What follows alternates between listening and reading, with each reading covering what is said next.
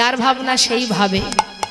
তুমি যার চিন্তা করছো, তুমি ভাবছো যে সকাল থেকে উঠে আমি আজকে এইগুলো করব, 5টা কাজ মাথার মধ্যে নিয়ে ঘর থেকে বেরোলে, কিন্তু দেখা গেল একটা কাজও সম্পূর্ণ হলো না।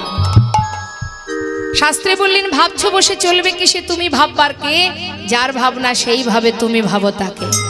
তোমার ভাবনায় কিছুই হবে না মা, জেনে রাখবো, জেনে রাখতে হবে বাবা। তিনি করুণাময়, তিনি আমাদেরকে নাচাচ্ছেন তাই আমরা নাচছি, তিনি চালাচ্ছেন তাই আমরা চলছি। একমাত্র তিনিই পারেন তোমার মনোবাঞ্ছা পূর্ণ করতে, যদি তুমি তাকে ভরসা করতে পারো। তুমি যদি নির্ভরশীল তার প্রতি না হও, তাহলে তোমার বাঞ্ছা সে কি করে পূর্ণ করবে? ভরসা করলে তাকে করো, নির্ভরশীল হলে তার প্রতি হও। আমরা যদি বাবা দেখবেন কোনো কাজ করি, তার পিছনে আমাদের একটা উদ্দেশ্য থাকে, থাকে না বাবা? কোনো কিছু পাওয়ার আশায় আমরা কর্ম করি, যে এটা আমি পাবো, তার জন্য আমরা এগিয়ে যাই। যে কোনো কাজ করার আগে আমাদের একটা আশা থাকে যে এই কাজটা করলে এই ফলটা পাবো। আর গোবিন্দ মনে মনে চিন্তা করে, ওরে তুই কাজের আশায় কর্ম করছিস, কিন্তু আমি যেটা ভাববো তুই তো সেটাই পাবি। তাই আশা না করে, কোনো কিছু আশা না করে যদি তুই কর্ম করিস, তাহলে তুই যেটা চাইছিস সেটা আমি পূর্ণ করবো। নিতাই গৌর হরি বল। অর্থাৎ তার প্রতি ভরসা করতে হবে, যিনি বিশ্ব ব্রহ্মাণ্ডের মালিক, যিনি চালাচ্ছেন তবে চলছি। তাই আজ দেখুন, আস্তে কথা নয়, আজ পূর্বস্থলীতে প্রভু আসা মাত্রই সেই খবর চলে গেছে নদিয়াতে। নদেবাসী সবাই গৌরকে ভালোবাসে। যখনই শুনেছে যে গৌর হরি পূর্বস্থলীতে এলেন, খবর পেয়ে সবাই যাচ্ছে গৌর দর্শন। কিন্তু খালি হাতে কেউ যাচ্ছে না বাবা, সবার হাতে কিছু না কিছু প্রভুর জন্য সেবার বস্তু। শাস্ত্রে আছে ভাগবত দর্শনে গেলে কখনো খালি হাতে যেতে নেই, তোমার যেমন ক্ষমতা কিছু না কিছু নিয়ে যেতে হয়। দান করলে সঠিক পাত্রে দান করতে হয়, যেখানে সেখানে দান করলে হয় না। দানের আবার অনেক ভাগ আছে মা, জানি তাই। তামসিক দান, রাজসিক দান, সাত্ত্বিক দান। দেখবেন বাবা, তামসিক দানটা কেমন জানেন? মনে করুন এক বন্ধু খুশি হয়ে আর এক বন্ধুকে 500 কি 1000 টাকা দিল মদ্যপান করার জন্য, দেয় না? দেখবেন আজকাল এটাই চলছে। কোনো বন্ধু যদি একটু উপকার করেছে, তার বিনিময়ে সে চাইবে, হ্যাঁ রে বন্ধু তোর এই কাজটা আমি করে দেব, তার বিনিময়ে তুই আমাকে খাওয়াবি তো? হ্যাঁ নিশ্চয়ই খাওয়াবো। কি খাওয়াবো? 500 টাকা 1000 টাকা দিল, যা যখন পারিস খেয়ে নিস, তাই না? এটাও একটা দান। এটাকে বলা হয় তামসিক দান। অর্থাৎ যিনি দেবেন এবং যিনি নেবেন উভয়ের সমান অপরাধ। আর রাজসিক দানটা কেমন? আস্তে,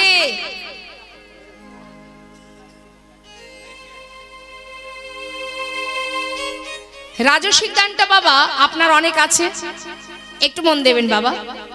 আপনি একটা হরিবাসরে 50,000 টাকা ডোনেশন করলেন, কি 1 লাখ টাকা ডোনেশন করলেন।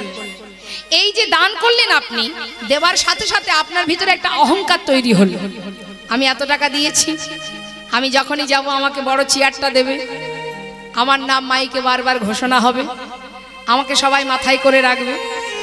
এই যে যশ খ্যাতি পাওয়ার আশা, এটাকে বলা হয় রাজসিক দান। তুমি দান করেছো, কিন্তু তার পিছনে যদি তোমার মধ্যে অহংকার তৈরি হয়ে যায়, তুমি যত টাকাই ভগবানের সেবায় দাও না কেন, ভগবান তোমার ওই দান 1 কিঞ্চিত গ্রহণ করবেন না, বৃথা সেই দান। আর সাত্ত্বিক দানটা কেমন? যেমনটা তোমার আছে, তোমার 100 টাকা আছে, 50 টাকা আছে, তুমি মুক্ত হস্তে প্রভুকে সেবার জন্য দান করছো। আর দুফোঁটা চোখের জলে বুক ভাসিয়ে বলছো, হে দয়াময়, আমাকে তুমি যেমন দিয়েছো আমি তোমাকে তেমন দিলাম। শুধু তোমার কাছে একটা নিবেদন, আমার এই কিঞ্চিত দান যেন তোমার সেবায় লাগে। এই দীনতা প্রকাশ করে যদি কেউ দান করতে পারে মা, তার জন্য রাজভোগ লাগে না। 10 টাকা দিলেও 100 টাকা দিলেও সাত্ত্বিক দান, একে বলে সাত্ত্বিক দান। তোমার যেমন ক্ষমতা তুমি তেমনটাই দান করো, তোমার ক্ষমতা অনুযায়ী। কেউ যদি মনে করে যার টাকা আছে তার ভগবান আছে, এটা কিন্তু ভুল বাবা, কখনো এটা ভাববেন না মা। ভগবান সকলেরই জন্য। তোমার যেমন আছে, একটা বনের ভিতরে নোংরা জায়গাতে যদি তুলসী গাছ জন্ম নেয়, সেই তুলসী গাছের পাতা দিয়ে যেমন ভগবানের সেবা হয়, হয়তো তুমি যেখানে যেমন ভাবে জন্ম নিয়েছো। একটা পদ্ম ফুল পচা পাকের মধ্যে জন্ম নেয়, তাই না? আর গোলাপ ফোটে কোথায়? বাবুদের বাগানে। বলুন তো, রাধা গোবিন্দের যুগল চরণে কোন ফুলের স্থান হয়েছে? পাকের মধ্যে যেটা ফুটেছে বাবা, তাকে কিন্তু জোর করে ফোটাতে হয়নি, সে নিজের ইচ্ছায় ফুটে উঠেছে। আর সেটাই একমাত্র গোবিন্দ চরণে এসে স্থান পেয়েছে। ওই বাবুদের বাগানে ফোটা গোলাপ সে কিন্তু জায়গা পায়নি। তাই জন্ম হোক যথাতথা, কর্ম করো ভালো, তোমার যেমন ক্ষমতা সেটুকু দিয়েই তুমি ভগবানের সেবা করো। আজকের আস্বাদনের বিষয় পুত্র রূপে ভগবান। কিভাবে প্রকৃত ভক্ত হওয়া যায়, কেমন করে ডাকলে ভগবান সেই ভক্তের মনোবাঞ্ছা পূর্ণ করে। লীলা আমাদের ধৈর্য ধরে আস্বাদন করতে হবে, আর লীলা থেকে আমরা অনেক শিক্ষামূলক কথা জানতে পারবো। আমরা সবাই ভক্ত, ভগবানকে আমরা সকলেই ভালোবাসি, কিন্তু ভালোবাসার মধ্যে অনেক তাৎপর্য আছে। তা যেই গৃহ মাঝে আজ আমরা সকলে এসেছি, আশীর্বাদ করবেন। এই গৃহের মা বাবা আছেন, তার সন্তানেরা আছেন এবং কন্যা আছে, সকল আত্মীয় পরিজন আছে। সকলের হৃদয় মাঝে যেন কৃষ্ণ প্রেম, ভগবান কৃপা করে কৃষ্ণ ভক্তি দান করেন, এবং এইভাবে যেন জীবনের শেষ দিন পর্যন্ত ভগবত সেবা, ভক্ত সেবা দিতে পারে। হরিবল গৌর, হরিবল হরিবল। সন্তানের মতো সন্তান যদি একটাও হয় মা, কোনো কোনো মায়ের 5টি সন্তান, 7টি পুত্র সন্তান, তথাপিও দেখুন সেই মায়ের এক মুঠো অন্ন জোগাড় করবার জন্য তাদের ভাইয়ে ভাইয়ে দ্বন্দ্ব বেঁধে যায়। মায়ের দায়িত্ব কে নেবে, বাবা মার দায়িত্ব কে নেবে, এই নিয়ে ভাইয়ে ভাইয়ে মারামারি কাটাকাটি হয়। অবশেষে দেখা যায় কি, যে সেই মা বাবা নিজেরা নিজেদের মতো কর্ম করে, প্রয়োজন হলে অন্যের বাড়িতে ঝিয়ের কাজ করে নিজেদের জীবিকা নিজেরা নির্বাহ করে, কিন্তু সন্তানদের কাছে তারা আর থাকে না। তাহলে শাস্ত্রে বললেন 5 পুত্রের জননী হয়ে 5 পুত্রের পিতা হয়ে লাভটা কোথায়? কি প্রয়োজন আছে? সন্তান যদি মা বাবার প্রতি তার দায়িত্ব পালন না করে, সে সন্তানের কৃপা প্রয়োজন বাবা। আর এমনও সন্তান আছে অনেকের ঘরে, যে ঘরে একটা মাত্র পুত্র সন্তান, যে মা বাবাকে এতটাই ভালোবাসে, যেমন পরিবারকে ভালোবাসে তেমন মা বাবাকেও ভালোবাসে। তাই মহাজন বললেন যে সন্তানের মতো সন্তান একটাই যথেষ্ট। যদি কেউ কৃষ্ণ ভক্ত হতে পারে, যদি কেউ ভগবানকে ভালোবাসতে পারে, তাহলে মা সেই প্রকৃত সন্তান, সুসন্তান। আসুন আমরা আজকে লীলা থেকে অনেক কিছুই জানবো। তার আগে চলে যাব আমরা গৌরচন্দ্রিকা আস্বাদন করতে। আজকের লীলাটাই গৌরাঙ্গ লীলা। মহাপ্রভুর যত ভক্ত আছে তার মধ্যে যে ভক্তের কথা আজ আমরা শুনব, যার নিবাস অগ্রদ্বীপে, যার নাম গোবিন্দ ঘোষ।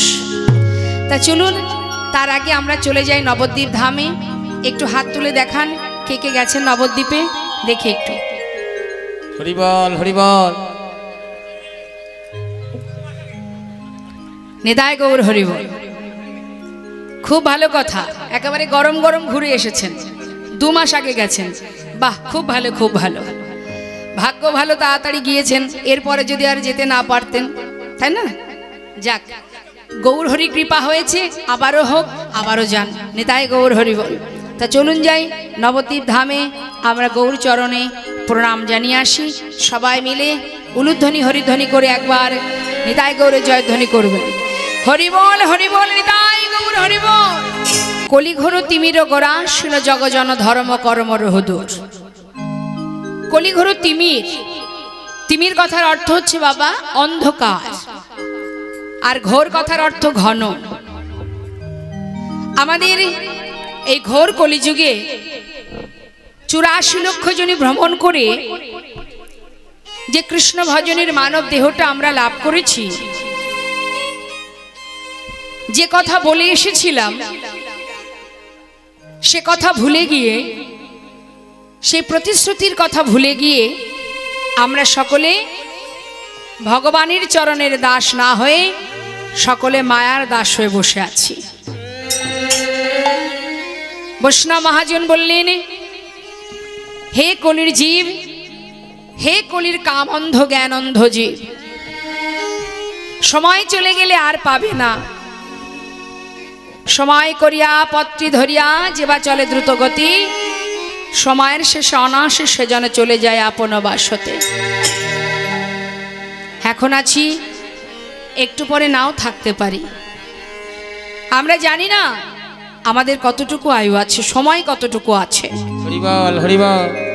সময় কারোর বন্ধু নয়, সময় কারোর জন্য অপেক্ষা করবে না।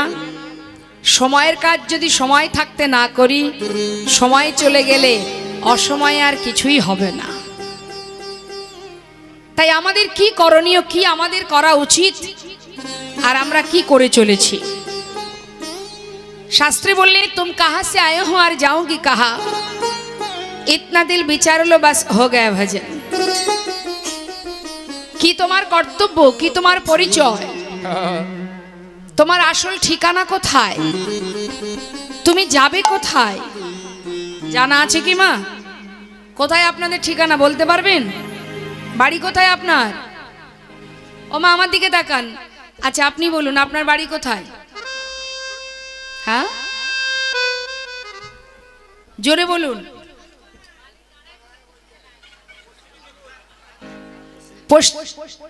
অশ্বিনীপুর, হুগলি জেলা, কানাইপুরে।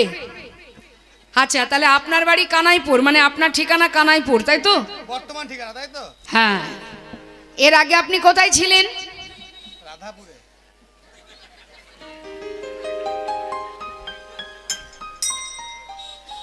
এখানেই তো লুকিয়ে আছে বাবা। আমরা যে জ্ঞান অন্ধ জীব, আমরা যে সকলেই অজ্ঞানতার অন্ধকারে ডুবে আছি, এটাই তার প্রমাণ। কত বোকা দেখুন আমরা। কেউ যদি ঠিকানা জিজ্ঞাসা করে, আমরা সঙ্গে সঙ্গে আমাদের যা যা প্রমাণপত্র আছে আধার কার্ড দেখিয়ে দিই, এই দেখুন আমার ঠিকানা, তাই তো মা? তাহলে কানাইপুরে এখন আছেন, যখন মারা যাবেন তখন কি কানাইপুরেই থাকবেন? তাহলে আপনার বাড়ি এখানে কি করে হলো বলুন?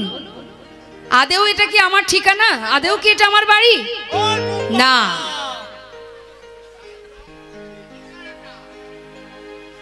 বৈষ্ণব মহাজন বললেন, তুম কাহা সে আয়ে হো আর যাওগি কাহা, তুমি কোথা থেকে এসেছো আর কোথায় যাবে, এটা একবার নিজেকে জিজ্ঞাসা করেছো কখনো?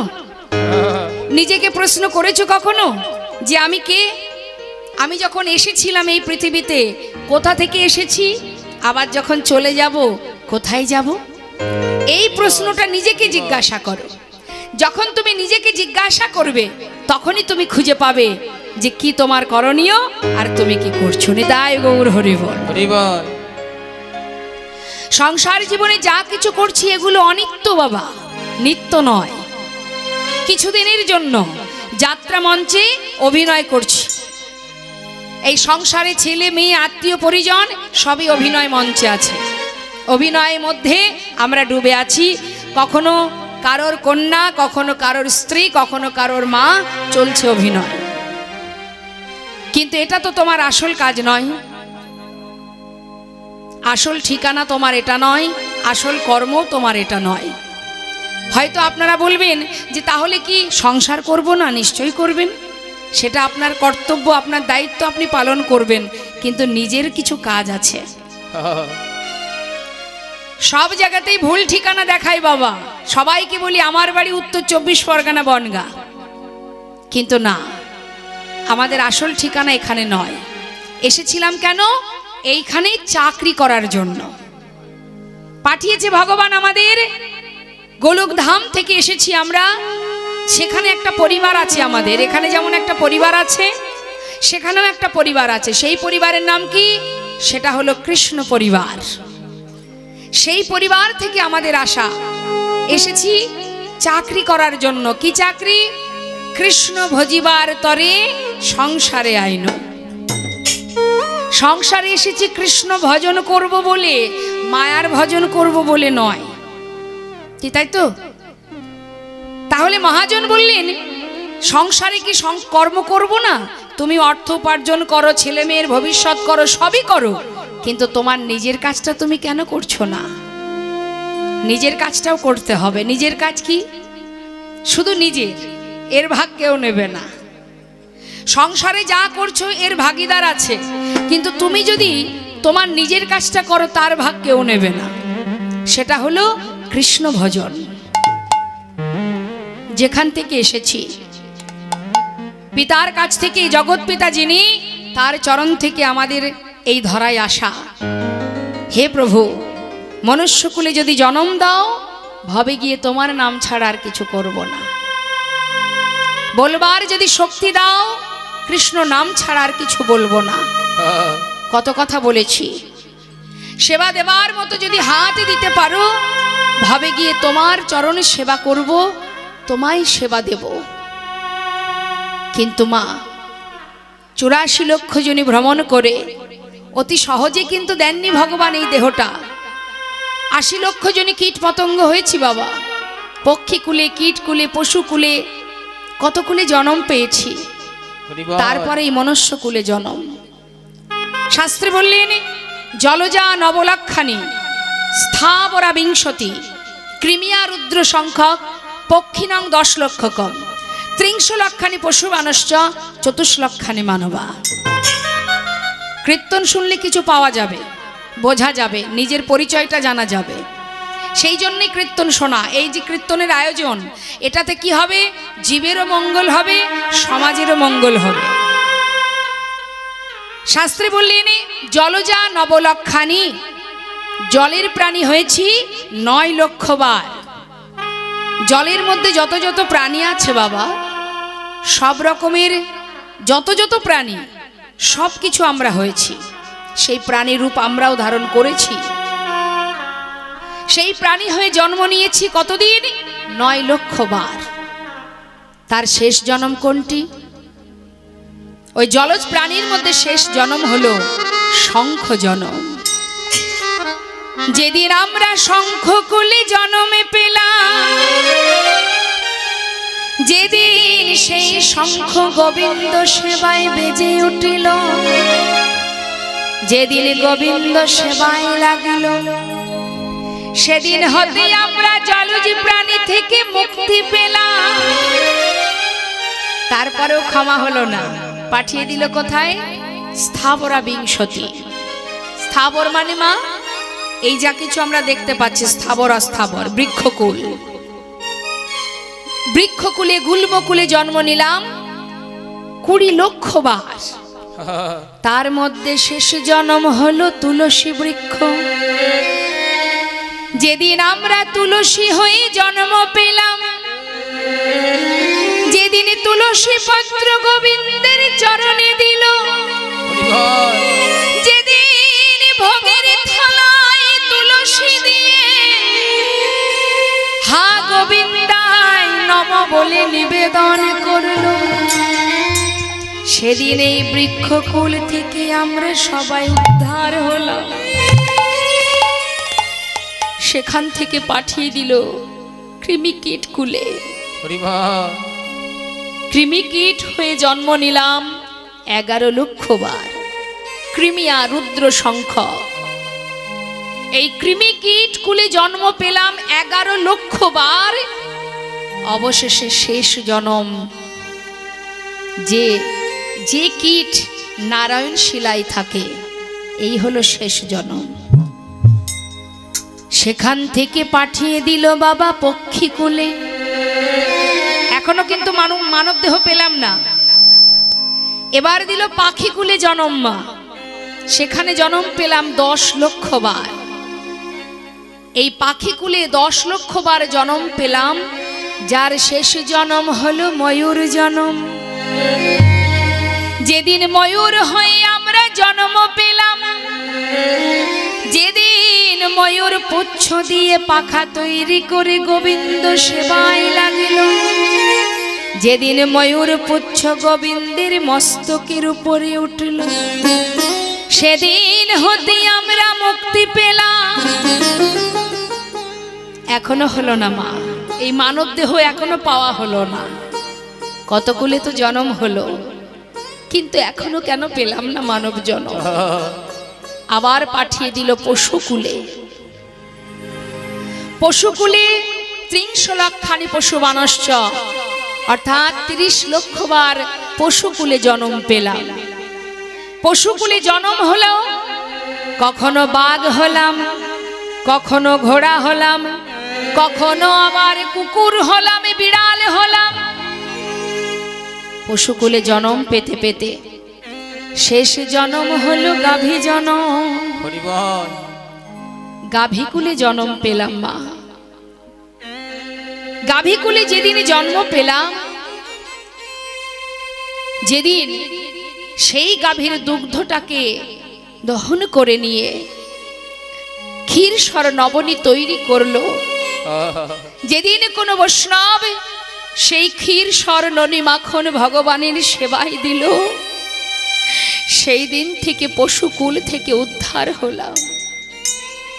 ভগবানকে বলেছিলাম, দয়াময় অগ কৃপাময়, বলো বলো কেন তুমি এমন জন্ম দিলে, যে জন্ম পেলে তোমায় ডাকা যায় না, ভালোবাসা যায় না, যে জন্ম পেলে তোমায় সেবা দেওয়া যায় না।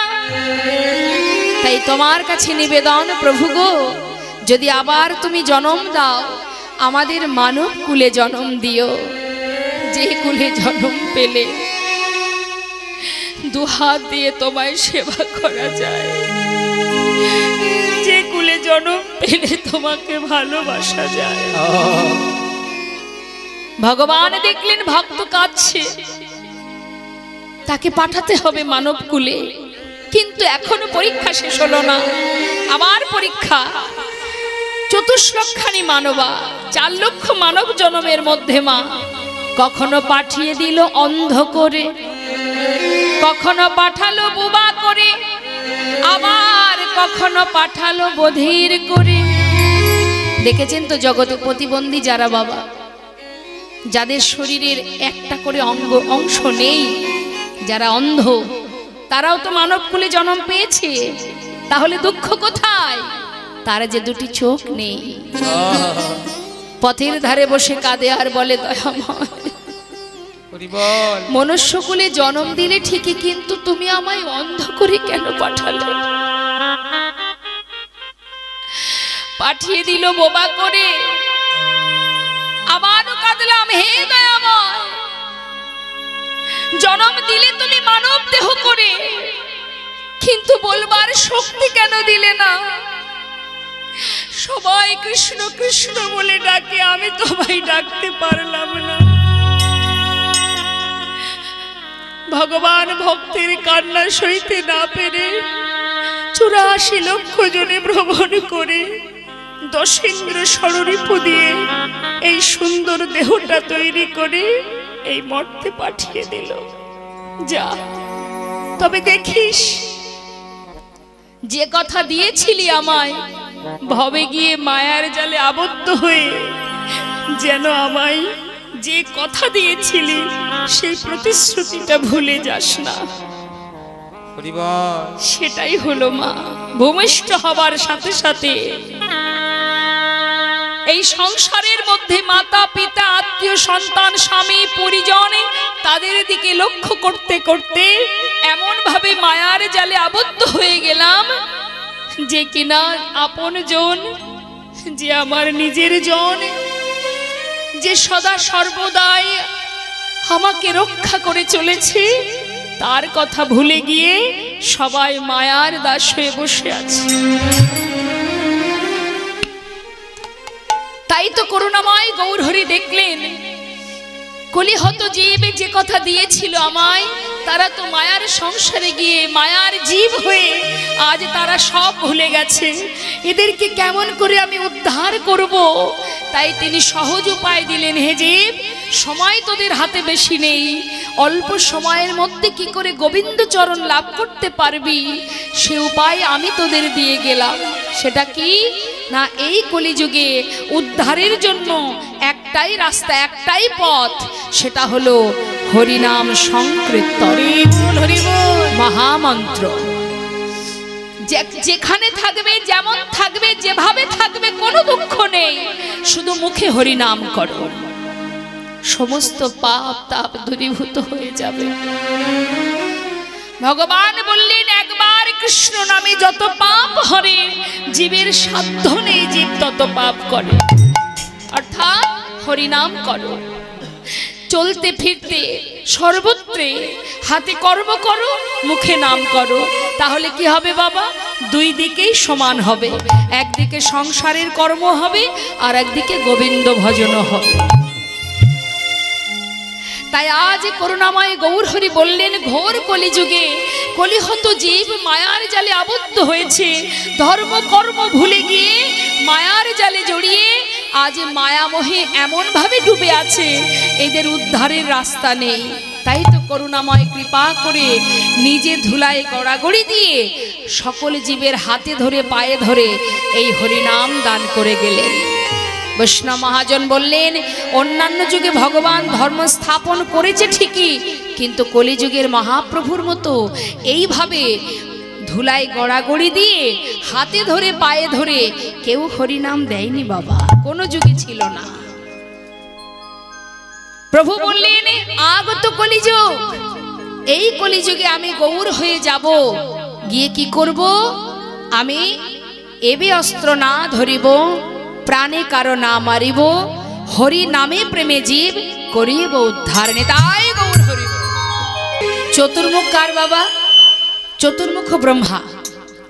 বললেন, যে ব্রহ্মা চার বদনে গোরা গুণের কথা বলে শেষ করতে পারে না, যিনি দেবর্ষি নারদ বিনা যন্ত্রে নাম করে আজও তিনি নামের অন্ত খুঁজে পাননি, আর সেই ভগবানের মহিমা আমি বলবো কত?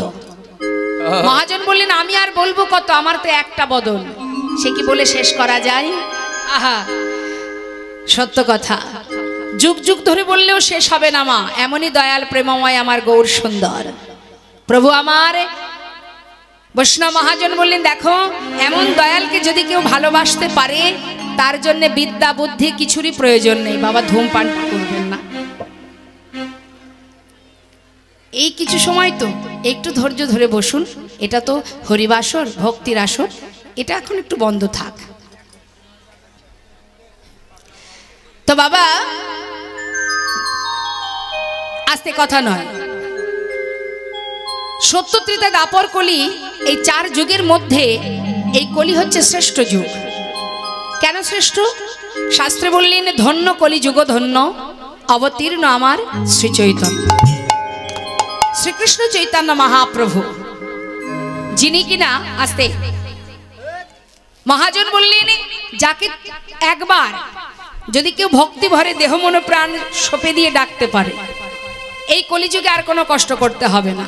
কৃত্যে যদ্ধায়তি বিষ্ণু ত্রেতায় যজ্জতে মক্ষ দাপরি পরিচর্যাং কলো তদ্ধরি সংকীর্তন।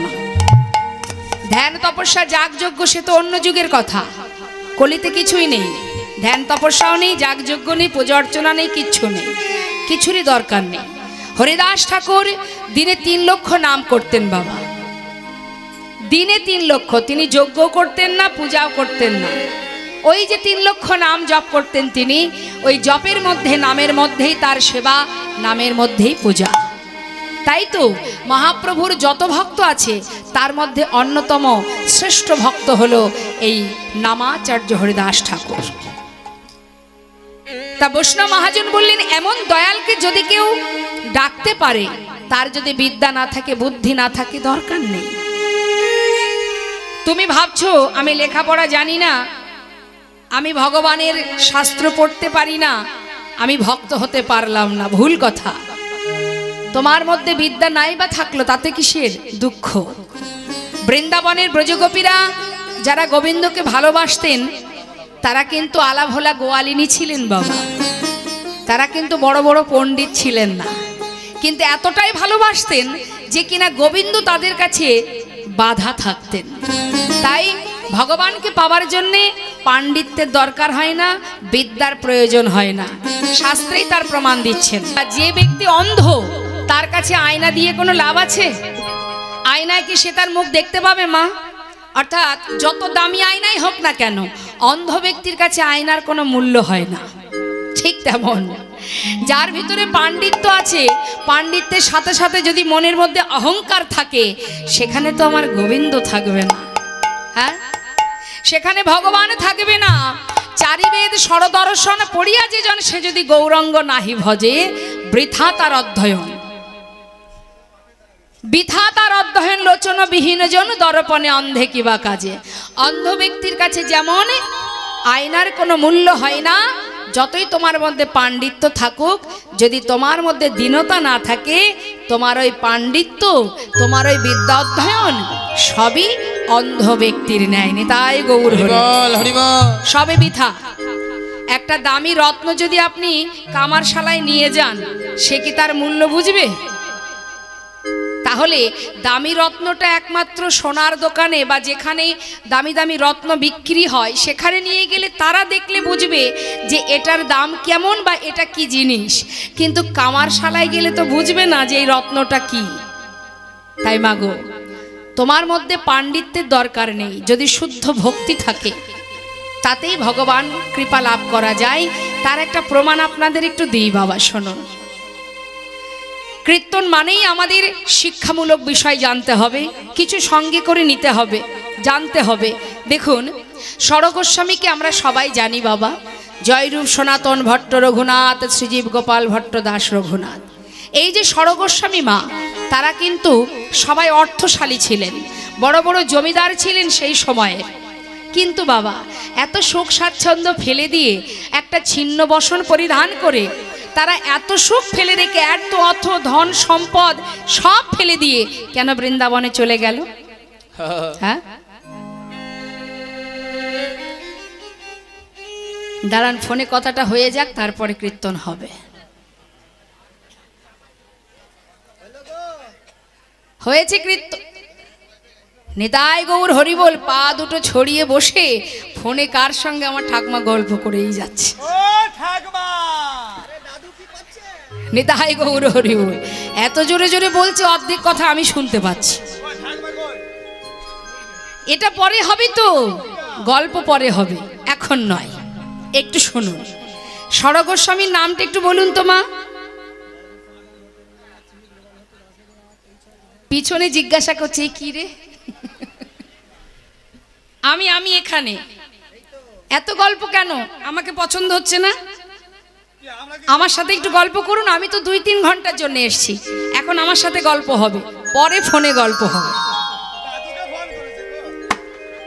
নিতাই গৌর হরি বল। তা বাবা, এই ষড়গোস্বামীর মধ্যে এক গোস্বামী, যার নাম রঘুনাথ দাস গোস্বামী। একটু মন দিয়ে শুনবেন। এই রঘুনাথ দাস গোস্বামী মা, যার নিবাস, যদি আমরা বর্ধমান থেকে নৈহাটির দিকে যাই, মাঝখানে একটা স্টেশন আছে যার নাম বাবা আদি সপ্তগ্রাম। ব্যান্ডেলের আগের স্টপেজ, আগের স্টেশন, ব্যান্ডেলের আগের স্টেশন আদি সপ্তগ্রাম। ওই আদি সপ্তগ্রামে গোবর্ধন দাস, যিনি ছিলেন জমিদার, তারই ছেলে এই রঘুনাথ দাস।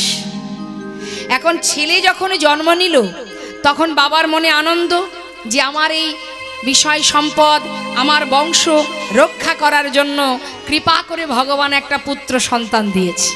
আমরা সবাই যেমন আনন্দ পাই, এখন গোবর্ধন দাস সন্তানকে কাছে পেয়ে বড় আনন্দ। ছেলেকে সমস্ত বিষয় সম্পদ, জমিদারি যা কিছু আছে ছেলের উপরে সঁপে দেবে, এটাই তার মনে চিন্তা ভাবনা। ছেলেকে একটু একটু করে বড় করছে। কিন্তু মা, তার মনের একটা বাসনা ছিল যে আমরা যেমন ভগবানকে ভালোবাসি, আমার সন্তানের যেন কৃষ্ণপদে মতিগতি থাকে।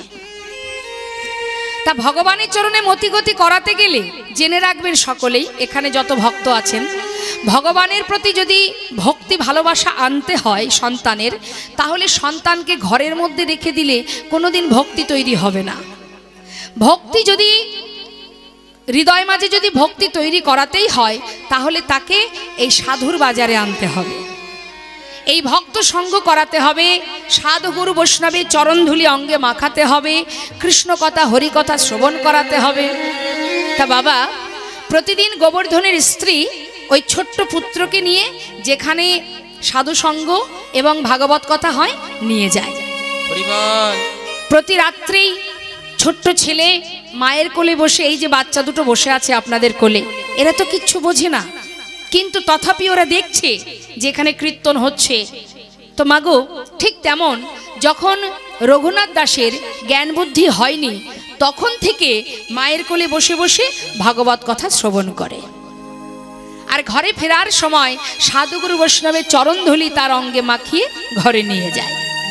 এই করতে করতে ছেলে একটু একটু করে বড় হচ্ছে। যখন একটু বড় হয়েছে মা, তখন সেই শিশু মায়ের কোলে বসে দেখছে যে পাশাপাশি যত সাধুগুরু বৈষ্ণব আছে কৃষ্ণ নাম শ্রবণ করে একে অপরকে জড়িয়ে ধরে আলিঙ্গন করছে, কৃষ্ণ কৃষ্ণ বলে কাঁদছে, ধুলাই গড়াগড়ি দিচ্ছে।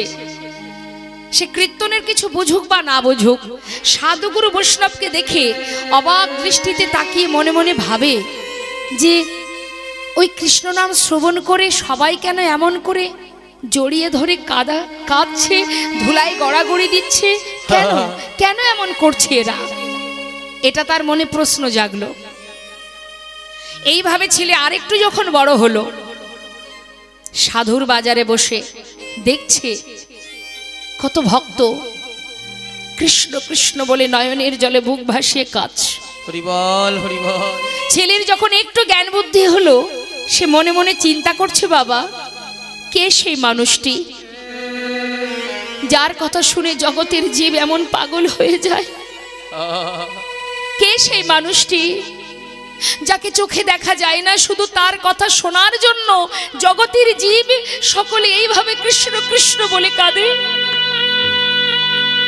আজ আপনারা এখানে বসে আছেন মা, যার কথা শোনার জন্য এখানে এসেছেন, তাকে কি কখনো চোখে দেখেছেন? তাহলে শুধু শ্রবণ করার জন্য আপনারা এসেছেন? কতটা ভালোবেসেছেন তাকে, যার কারণে এখানে ছুটে এসেছেন দুটো কৃষ্ণ কথা শ্রবণ করার জন্য। এটাই তার মনের প্রশ্ন। যাকে চোখে দেখা যায় না, তার জন্য জগতের জীব কেন এত পাগল? মনে মনে চিন্তা করছে, যার রূপের কথা এত মধুর, যার গুণের কথা এত মধুর, যার মধুর কথা শ্রবণ করে জীব ধুলাই গড়াগড়ি দেয়, আমি যদি সেই মানুষটাকে সাক্ষাৎ দর্শন করতে পারতাম। হরিবল হরিবল। এটাই তার মনের বাসনা মা। যার কথা শিশুকাল থেকে শুধু শ্রবণ করেছি, আজ আমরা তাকে সাক্ষাৎ দেখতে চাই। এই তার মনে বাসনা। আর এই বাসনা নিয়ে ছেলে যখন পরিপূর্ণ যৌবন বয়স, ছেলে পথের পাগল হয়ে গেল। পথে পথে ঘুরে কৃষ্ণ কৃষ্ণ বলে। গোবর্ধন দাস চিন্তায় পড়ে গেল, কি সর্বনাশ! ছেলেকে কৃষ্ণ পদে মতিগতি করাতে গিয়ে ছেলে তো দেখছি পথের পাগল হয়ে গেল। ছেলে যদি এইভাবে পথে পথে কৃষ্ণ কৃষ্ণ বলে ঘুরে বেড়ায়, আমার এই গোটা রাজ্য, এই বিষয় ধন সম্পদ কে রক্ষা করবে? কি করে ছেলেকে বেঁধে রাখা যায়? চিন্তায় পড়ে গেল গোবর্ধন দাস। গ্রামের যারা সম্মানীয় গণ্যমান্য আছেন তাদেরকে ডেকে জিজ্ঞাসা করলেন, তোমরা আমাকে উপায় বলো। আমার ছেলে যে শিশুকাল থেকে কৃষ্ণ নাম শুনতে শুনতে আজ আমার ছেলে পথের পাগল, বলো আমি কেমন করে আমার সন্তানকে ঘরে বেঁধে রাখবো? ও ছাড়া যে আমার আর কেউ নেই। সবাই মিলে চিন্তা ভাবনা করে একটা সিদ্ধান্ত দিলেন যে দেখো, যার হৃদয় মাঝে কৃষ্ণ প্রেম জেগে উঠেছে তাকে ধরে রাখা বড় কঠিন। তোমার শেষ চেষ্টা, জানি না এটা সফল হবে কিনা, তবে চেষ্টা করে দেখতে পারো। তুমি এক কাজ করো, তুমি তোমার সন্তানকে বিবাহ দিয়ে দাও। অনেক সময় দেখা যায় ভালোবাসা, স্ত্রীর ভালোবাসাতে হয়তো তোমার সন্তান ঘরে বাধা পড়তেও পারে। হরি বল। যে জন মনে প্রাণে গোবিন্দকে নিজের করে নিয়েছে, ভালোবেসে ফেলেছে বাবা, এই মায়ার সংসারের কোনো বাধাই কি তাকে আর আটকে রাখতে পারে গো? বেশি দেরি না করে গোবর্ধন দাস এক সুকন্যার সন্ধান পেল। শুভ দিন দেখে তার পুত্রের সঙ্গে সেই কন্যার বিবাহ দিলেন। বিবাহের পর নতুন বৌমাকে নিয়ে আর ছেলেকে নিয়ে গোবর্ধন দাস ঘরে ফিরে এলো। বিবাহের পরের দিনকে কি বলা হয় মা? কি বলে? কাল রাত্রি, হয়তো এদিকে জানি না হয় কিনা, কাল রাত্রি হয় না? সেই কাল রাত্রি যেদিন বাবা, মানে বিবাহের পরের দিন, সেই দিন শ্বশুর মশাই বৌমাকে ডাকছে, মা এদিকে এসো, তোমাকে আমার ঘরের বৌমা করেছি কেন জানো মা? ছোটবেলা থেকে আমার ছেলে এমন একটা মানুষের কথা শ্রবণ করেছে, যার জন্য আজ আমার ছেলে পথে পথে পাগলের মতো ঘুরে বেড়ায়। আমি চাই তুমি তোমার ভালোবাসা দিয়ে আমার ছেলেটাকে আমার কোলে ধরে রেখো মা, কথা দাও পারবে তো? বাবা আমি চেষ্টা করব।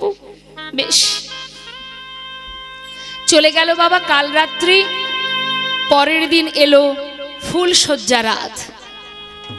ফুলশয্যা রাত্রে বসে রঘুনাথ দাস নয়নের জলে বুক ভাসিয়ে কাঁদছে। হরি বল, হরি বল। রঘুনাথকে কাঁদতে দেখে তার স্ত্রী সরজু বলছে, স্বামী আজ তোমার চোখে জল কেন? আজ তো আনন্দের দিন, সুখের দিন। স্বামী আজ এই ফুলশয্যা ঘরে বসে তুমি কাঁদছো কেন? স্বামী আমাকে কি তোমার পছন্দ নয়, নাকি এই বিবাহেতে তোমার কোনো ইচ্ছা ছিল না? একটু বলো আমায়। রঘুনাথ দাস বললেন, সরজু তোমার প্রশ্নের উত্তর দেবার আগে তুমি আমাকে দুটো প্রশ্নের উত্তর দাও। বলো স্বামী। সরজু, বিবাহের পর তুমি এই ঘরে এসেছো, এই ঘরের তুমি কে হও? স্বামী, এই ঘরের আমি কুলবধূ। আমার কে হও? আমি তোমার সহধর্মিনী। বাহ, আচ্ছা সরজু, যে সহধর্মিনী হয় তার কি করণীয় হয়? স্বামী, আমি তো জানি না, তবে গুরুজনের মুখে শুনেছি স্বামী যদি ধর্মের পথে যেতে চায় সেই পথে সহায়তা করাই সহধর্মিনীর একমাত্র কাজ। রঘুনাথ দাস কেঁদে উঠলেন, সরজু হরি বল। ঠিকই বলেছ তুমি, তবে তবে শোনো সরজু, আজ আমি কেন জানো এই ফুলশয্যা ঘরে বসে কাঁদছি? শিশুকাল থেকে মায়ের কোলে বসে এমন একজনের কথা আমি শ্রবণ করেছি, জীবনে কখনো তাকে দেখিনি।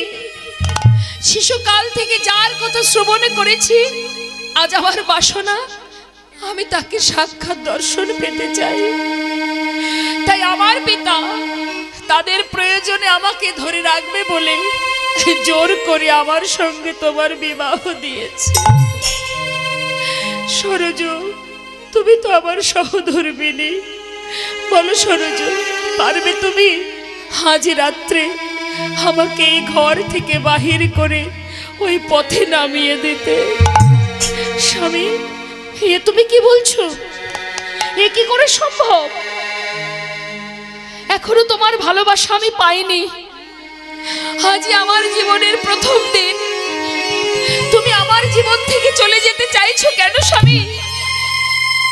একদিকে শ্বশুরের বাক্য, মা তোমার ভালোবাসা দিয়ে ছেলেটাকে ঘরে রেখো, একদিকে শ্বশুরের স্বামীর কথা, আমাকে বিদায় দাও। আমি কোন পথে যাব?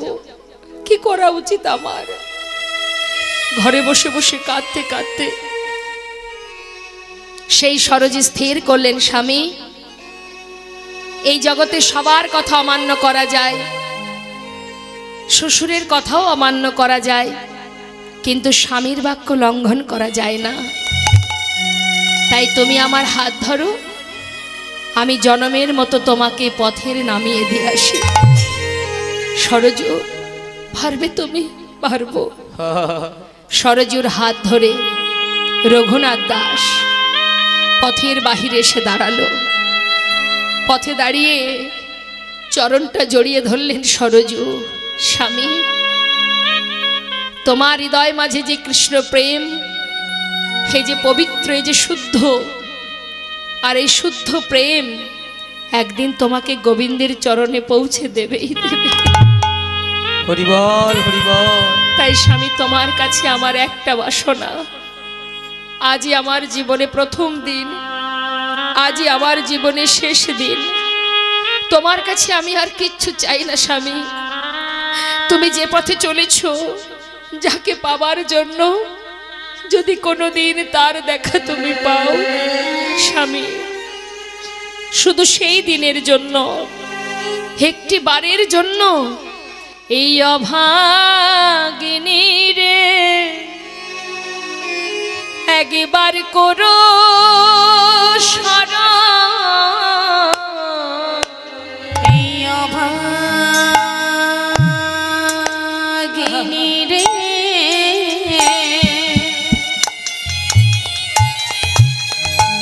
একবার করো স্মরণ। যেদিন পাবে তুমি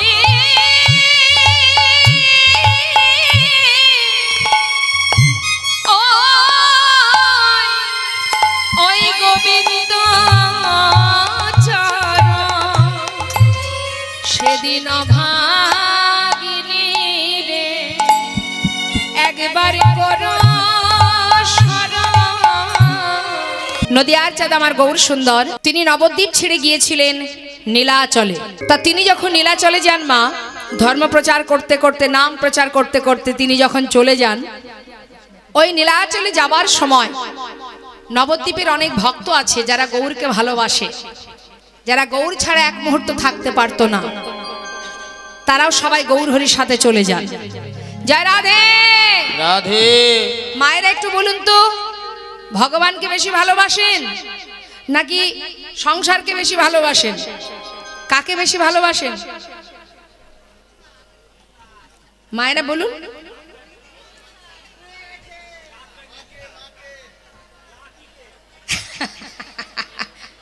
কাকে বেশি, ভগবানকে না সংসারকে? আমার এক মা বলছে ভগবানকে ভালোবাসি। দেখুন, ভগবানকে যদি ভালোবাসবেন তাহলে কিন্তু আর বাড়ি যেতে পারবেন না কীর্তনের পরে। হ্যাঁ, কীর্তন শেষ হোক যাবো দেখছি। যারা প্রকৃত ভগবানকে ভালোবাসে তারা সংসারে নেই, সবাই চলে গেছে গোবিন্দের কাছে। যেমন সর গোস্বামী, যেমন নামাচার্য হরিদাস ঠাকুর, যেমন মুর্শিদাবাদ জেলার লালাবাবু জগৎ শেঠ, যারা সব ফেলে চলে যান গোবিন্দ সেবায়। তাদের এত কিছু থাকতেও তারা সব ফেলে চলে গেলেন। তাহলে ভালো তারা কাকে বাসে? ভগবানকে, তাই তো, সংসারকে নয়। আর যারা সংসার ভালোবাসে তারা ভগবানকে ভালোবাসে না, যতই বলুক আমি ভালোবাসি। বলে কীর্তন শেষ হোক তারপর দেখাচ্ছি কাকে বেশি ভালোবাসি।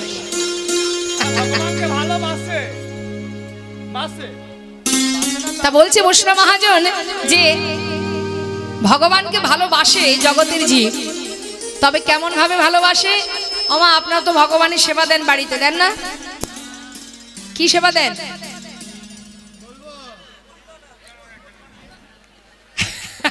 নিতাই গৌর হরি বল। ঠিক আছে, নকুল দানা দিচ্ছেন দেন, তাতে দুঃখ নাই, কিন্তু বিষয় হচ্ছে কটা করে দেন একটু শুনি। হাত তুলে দেখান। হরিবল হরিবল, 5টা করে, বাবা কি ভালো কি ভালো। ভাগ্য ভালো গোবিন্দের যে 5টা পায়। অনেকের বাড়িতে আছে 2টো দেয়, 2-এর জায়গায় যদি 3 পড়ে যায় আবার সেটাকে তুলে রেখে দেয় কালকের জন্য। কিন্তু নিজের পাতে একটার জায়গায় 2টো রসগোল্লা পড়লে সেটাকে আর তুলে রাখে? বৈষ্ণব মহাজন বললেন ভগবানকে সবাই ভালোবাসি আমরা, কিন্তু আমাদের ভালোবাসাটা নিজেদের স্বার্থ পূরণের জন্য। সুখে রাখো, ভালো রাখো, শান্তিতে রাখো, ভগবানের কাছে এটাই কামনা। কি গো মা, আসতে গল্প আমার সঙ্গে হবে, অন্য কোথাও নয়। ভগবানের চরণে যখন পূজা দেন, যখন সমস্ত দেব দেবীকে বাড়িতে এনে সেবা দেওয়া হয়, কি জন্য দেন বাবা? দেখবেন সব কিছুর পিছনে কিন্তু আমাদের একটা না একটা উদ্দেশ্য থাকে। যেমন মনে করুন বাবা, বাড়িতে সরস্বতী পূজা দেওয়া হয়, মা সরস্বতীকে এনে তাকে পূজা দেন।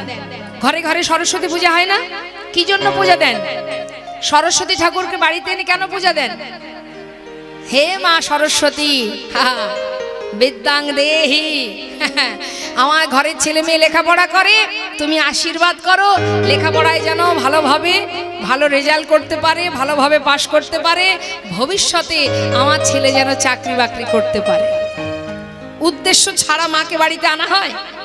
বিশ্বকর্মার পূজা কেন হয়? বাড়িতে যদি কলকারখানা থাকে, গাড়ি ঘোড়া থাকে, তাকে এনে পূজা দেয়া হয় যাতে ব্যবসার উন্নতি হয়, যাতে কোনো আপদ বিপদ না হয়। উদ্দেশ্য ছাড়া আমরা ভগবানকে ডাকি না, কোনো দেবদেবীকেও ডাকি না। সব কিছুর পিছনে আমাদের চাওয়া লুকিয়ে আছে, এটা দাও সেটা দাও। কিন্তু যে প্রকৃত ভক্ত হয় বাবা, সে কখনো ভগবানের কাছে কিছু চায় না। যার সবচেয়ে বড় প্রমাণ কৃষ্ণের প্রিয় সখা সুদামা। একদিকে সে বন্ধু আর একদিকে সে ভক্ত। দিনের পর দিন তার সর্বস্ব শেষ হয়ে গেল, অবশেষে তার পরিবারকে নিয়ে গাছতলা সার করলো, কিন্তু কোনোদিন কৃষ্ণের কাছে দুটি বাহু প্রসার করে দুহাত পেতে কিচ্ছু চাইনি। এটা হলো ভক্তের চাওয়া। যেদিন বাবা, একটু বলি মা, ও মা আমার দিকে, 5 বছরের ধ্রুব প্রহ্লাদ যখন কিনা বাবা তার পিতাকে যেদিন নরসিংহ মূর্তি ধারণ করে ভগবান তাকে বধ করলো, হিরণ্যকশিপুকে যেদিন বধ করলো, ভক্ত ওই প্রহ্লাদের ভক্তি দেখে ভগবান প্রহ্লাদকে কোলের মধ্যে বসিয়ে ভগবান বলছে, প্রহ্লাদ তুমি এইটুকু শিশু, মাত্র 5 বছর বয়স তোমার, এই বয়সে তুমি আমাকে এতটা ভালোবাসো, আমি তোমার ভক্তিতে তোমার ভালোবাসাতে সন্তুষ্ট, তাই আমার বড় ইচ্ছা আমি তোমায় কিছু দেব। যেই না বলেছে, প্রহ্লাদ মুখের দিকে তাকিয়ে আছে। ভগবান তাকিয়ে বলছে, কি হলো, আমার দিকে তাকিয়ে আছো কেন? স্বর্গ মর্ত পাতাল যা চাইবে আমি তোমাকে তাই দেব। বলো প্রহ্লাদ তুমি কি চাও? 5 বছরের ছোট্ট সন্তান ভগবানের কোলে বসে বলে উঠলেন, দয়াময় তুমি আমায় দেবে? হ্যাঁ। আমার দিকে তাকিয়ে আছো কেন? প্রহ্লাদ তুমি কি আমার মতো ভগবান হবে? বলো, যদি তাই হতে চাও আমি সেটাই করে দেব। তখন ওই 5 বছরের শিশু বলে উঠলেন, হে প্রভু, তাহলে তোমার কাছে আমার এটাই চাওয়া, যদি দিতেই চাও তুমি বর, তবে এই বর দাও, জীবনে যে কদিন এই পৃথিবীতে বেঁচে থাকবো, কোনো কিছু চাইবার ইচ্ছাটুকু যেন আমার মধ্যে না জাগে। তাই গৌর হরি বল। তোমার কাছে কিছু চাইবো, সেই যে ইচ্ছাটা, সেটা যেন আমার মনে কখনো না জাগে। এটা হলো ভক্তের চাওয়া। হরিদাস ঠাকুরের অঙ্গে যখন চাবুক পড়ছে, হরিদাস বলছে, হে দয়াময় তুমি যতই আঘাত করো আমার কোনো দুঃখ নেই, কিন্তু তোমার কাছে একটি বাসনা, আমি যেন তোমার নামটুকু ভুলে না যাই। এটা হলো ভক্তের চাওয়া। আজ দেখুন, নবদ্বীপ থেকে মহাপ্রভু যখন তিনি নীলাচলে চলে যাচ্ছেন, ওই নবদ্বীপের অনেক ভক্ত আছে যারা গৌরকে ভালোবাসে, তারা সব ফেলে ওই প্রভুর সঙ্গে চলে যান নীলাচলে। তারাও তাদের পরিবার ত্যাগ করে দিয়েছে। অগণিত ভক্ত যারা এক মুহূর্ত গৌরকে ছেড়ে থাকতে পারেন না, তারাও চলে গেলেন প্রভুর সাথে ওই নীলাচলে। প্রতিদিন প্রভাত কালে গৌর হরি জগন্নাথ মন্দিরের সামনে দাঁড়িয়ে জগন্নাথ দর্শন করে। দুটি নয়নের জলে বুক ভাসিয়ে কাঁদেন আমার প্রভু। জগন্নাথের সেই বদন দর্শন করে চোখের জলে তার বুক ভেসে যায় মা। সমস্ত ভক্তগণকে নিয়ে জগন্নাথ মন্দিরের সামনে দাঁড়িয়ে জগন্নাথ দর্শন করছেন মা। জগন্নাথ দর্শন করতে করতে, সমস্ত ভক্তগণকে নিয়ে আনন্দ করতে করতে হঠাৎ দেখলেন এক ভক্ত দূরে দাঁড়িয়ে দাঁড়িয়ে চোখের জলে বুক ভাসিয়ে কাঁদছে। অন্তর্যামী অন্তরে জানতে পারলেন এক ভক্ত দূরে দাঁড়িয়ে কাঁদছে, যিনি হৃদয় মন্দিরে বসে আছেন বাবা, তার চোখের ফাঁকি তো জগতে কেউ দিতে পারবে না। মানুষের চোখের আড়ালে অনেক কিছু করা যায়, কিন্তু ভগবানের চোখের ফাঁকি কে বা দেবে জগতে? তিনি যে সবই জানে, তিনি যে বিশ্ব ব্রহ্মাণ্ডকে চালনা করছেন, তার চোখের ফাঁকি জগতে কে দেবে? আমরা আহা, আজ করুণাময় গৌর হরি নীলাচলে ভক্তগণকে নিয়ে আনন্দ করছে বটে, কিন্তু এক ভক্ত যে কাঁদছে দূরে সেটা কিভাবে তিনি জানলেন বাবা? এই জন্যই তো বলে যিনি বাঞ্ছা কল্পতরু ভগবান, যিনি অন্তর্যামী। কাছে গিয়ে জিজ্ঞাসা করলেন, কে তুমি? এমন করে দূরে দাঁড়িয়ে দাঁড়িয়ে আমার দিকে তাকিয়ে কাঁদছো, কি চাই তোমার? সেই ভক্ত বলে উঠলেন, প্রভু আমার মনে বাসনা, আমি এসেছি অগ্রদ্বীপ থেকে তোমার সঙ্গী হব বলে। আমার সঙ্গী? নাম কি তোমার? আমার নাম গোবিন্দ ঘোষ। তুমি আমার সঙ্গী কেন হবে জানো? যারা আমাকে ভালোবাসে তাদের সারা জীবন কষ্ট পেতে হয়, তাই ঘরের ছেলে ঘরে ফিরে যাও, সেটাই ভালো। আমার সঙ্গী হতে যেও না। যারা আমাকে ভালোবাসে, যারা আমাকে নিয়ে থাকে, তাদের সারা জীবন কষ্ট পেতে হয়। কেউ যদি ভাবেন বাবা ভগবানকে ভালোবেসে সুখী হবেন, তাহলে ভুল। প্রকৃত যারা ভগবানকে ভালোবাসে তাদের সারা জীবনই কাঁদতে হয়। ভগবান নিজেই বললেন, যে করে আমার আশা আমি তার করি সর্বনাশ, তথাপিও যে না ছাড়ে আমার পাশ, আমি হই তার দাসানো দাস। নিজেকে সঁপে দাও তার চরণে, নিজেকে তার চরণে সঁপে দাও। সংসার জীবনে যাদের প্রতি তুমি ভরসা করছো তারা তোমার আপন নয়। যিনি তোমাকে পাঠিয়েছে এখানে এবং যিনি নিয়ে চলে যাবেন তিনিই তোমার সব।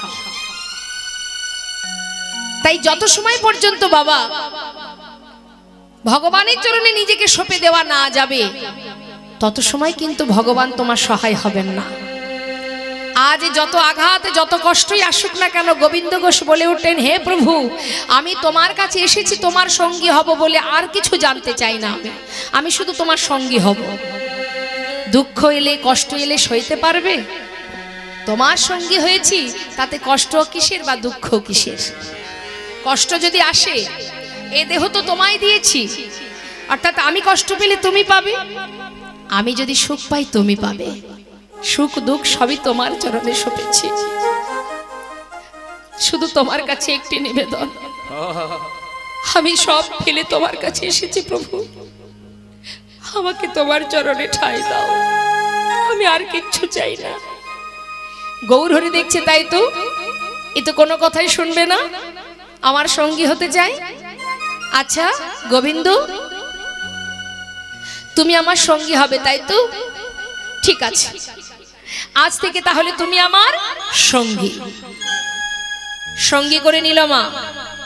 সঙ্গী করে নেওয়া মাত্রই একটার পর একটা পরীক্ষা করতে শুরু করলেন। বলছি, গোবিন্দ বলো দয়াময়, এই নীলাচলে তো এসেছো, জগন্নাথ দর্শন করেছো? প্রভু জগন্নাথ দর্শন করেছি ঠিকই, কিন্তু জানো প্রভু, যে জগন্নাথের কথা তুমি বলছো সে তো চলতে পারে না, কথা বলতে পারে না, কিন্তু আজ এই নীলাচলের মাঠে আমি সচল জগন্নাথ দর্শন করেছি। গৌরহরি বলছে, সে কি সচল জগন্নাথ? সে আবার কোথায়? তিনি তো সবই জানেন মা, একটু ছলনা করে বলছেন, ও গোবিন্দ এই নীলাচলে তুমি সচল জগন্নাথ কোথায় দেখলে? গোবিন্দ ঘোষ বললেন, প্রভু আমার বলতে যা কিছু সব তোমার চরণে সঁপেছি, তাই তুমি আমার জগন্নাথ, তুমি আমার মাধব, তুমি আমার সব। আজ থেকে আমি তোমার সঙ্গী, শুধু এইটুকুই আমার আনন্দ, এইটুকুতেই আমি শান্তি, আমি আর কিচ্ছু চাই না। আচ্ছা গোবিন্দ শোনো, বেশ আজই আমরা নীলাচল ছেড়ে একটু যাত্রা করব, তীর্থে যাব, তুমি কি যাবে? হ্যাঁ দয়াময়, আমি তোমার সঙ্গে যাব। তাহলে চলো। অগণিত ভক্ত যারা ছিলেন তারা বলছেন, হে প্রভু তুমি যদি যাও তাহলে আমরাও তোমার সঙ্গে যাব, তোমাকে ছেড়ে থাকবো কি করে? গৌরহরি বললেন, বেশ তাহলে চলো, সবাই যদি যেতে চাও চলো। একসাথে ভক্তগণকে নিয়ে গৌরহরি আমার নীলাচল থেকে যাত্রা করলেন বৃন্দাবনের পথে। এই এত কষ্ট করে আমাদের এই বাড়ির দাদা ভাই, তিনি এই যে এত সুন্দর হরিবাসরের আয়োজন করেছে, সবাইকে জোর করে কীর্তনিয়ারা বলছে হাত তোলো হাত তোলো। কেন বলছে তাহলে একটু বলি বাবা, শুন। আস্তে হাত তুলতেও আমাদের কষ্ট, এতটাই অলস আমরা। হ্যাঁ, হরিনামে হাত তুলতে গেলেও আমাদের কষ্ট হয়। হরিনাম করলে দুটি বাহু তুলে বা হাতে তালি দিয়ে যদি হরিনাম করা হয়, অভ্যাসে পরিণত হয়ে যায়। প্রতিনিয়ত অভ্যাসে পরিণত হয়। দেখবেন বাবা, কোনো ব্যক্তি কোনো জিনিস যদি নিয়মিত করতে থাকে সেটা তার অভ্যাসে দাঁড়ায়। একজন বৃদ্ধ বাবা বহু বছর ধরে গ্রামে গ্রামে মাথায় করে ঝুড়িতে করে শাখা বিক্রি করে। বহু বছর ধরে শাখা বিক্রি করছে, মনে করুন 30 বছর ধরে। এখন তার বয়স হয়েছে, মাথার চুল পেকে গেছে, বৃদ্ধ হয়ে গেছেন, চোখে ভালো দেখতেও পান না, তথাপিও তিনি ওই শাখার ঝুড়িগুলো নিয়ে রাস্তা দিয়ে যখন যান, ওই চিৎকার করে সকলকে বলে, শাখা আছে, শাখা নেবে গো, চিৎকার করতে করতে যায়। বাবা বলতে বলতে কি হয়েছে দেখুন, গ্রামের মধ্যে থেকে ধীরে ধীরে ধীরে ধীরে যেতে যেতে একেবারে ফাঁকা মাঠের মধ্যে গিয়ে দাঁড়িয়েছে। সেখানেও কিন্তু ওই শাখা আছে, শাখা নেবে গো চিৎকার করছে। এদিকে ওই পথে একজন ভদ্রলোকের সঙ্গে তার দেখা।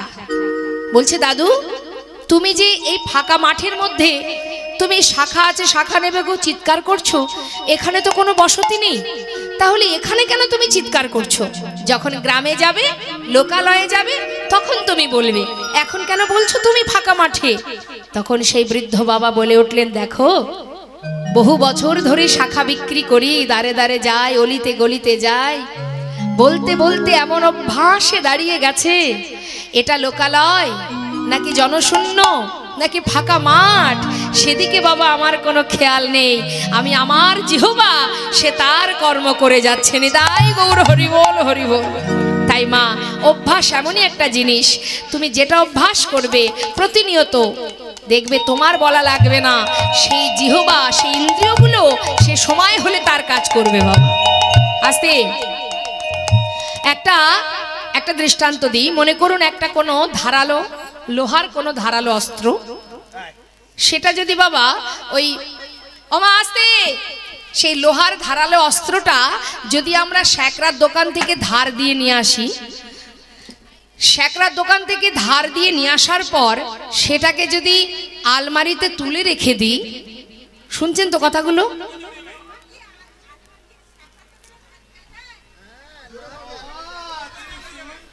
নিতাই গৌর হরি বল।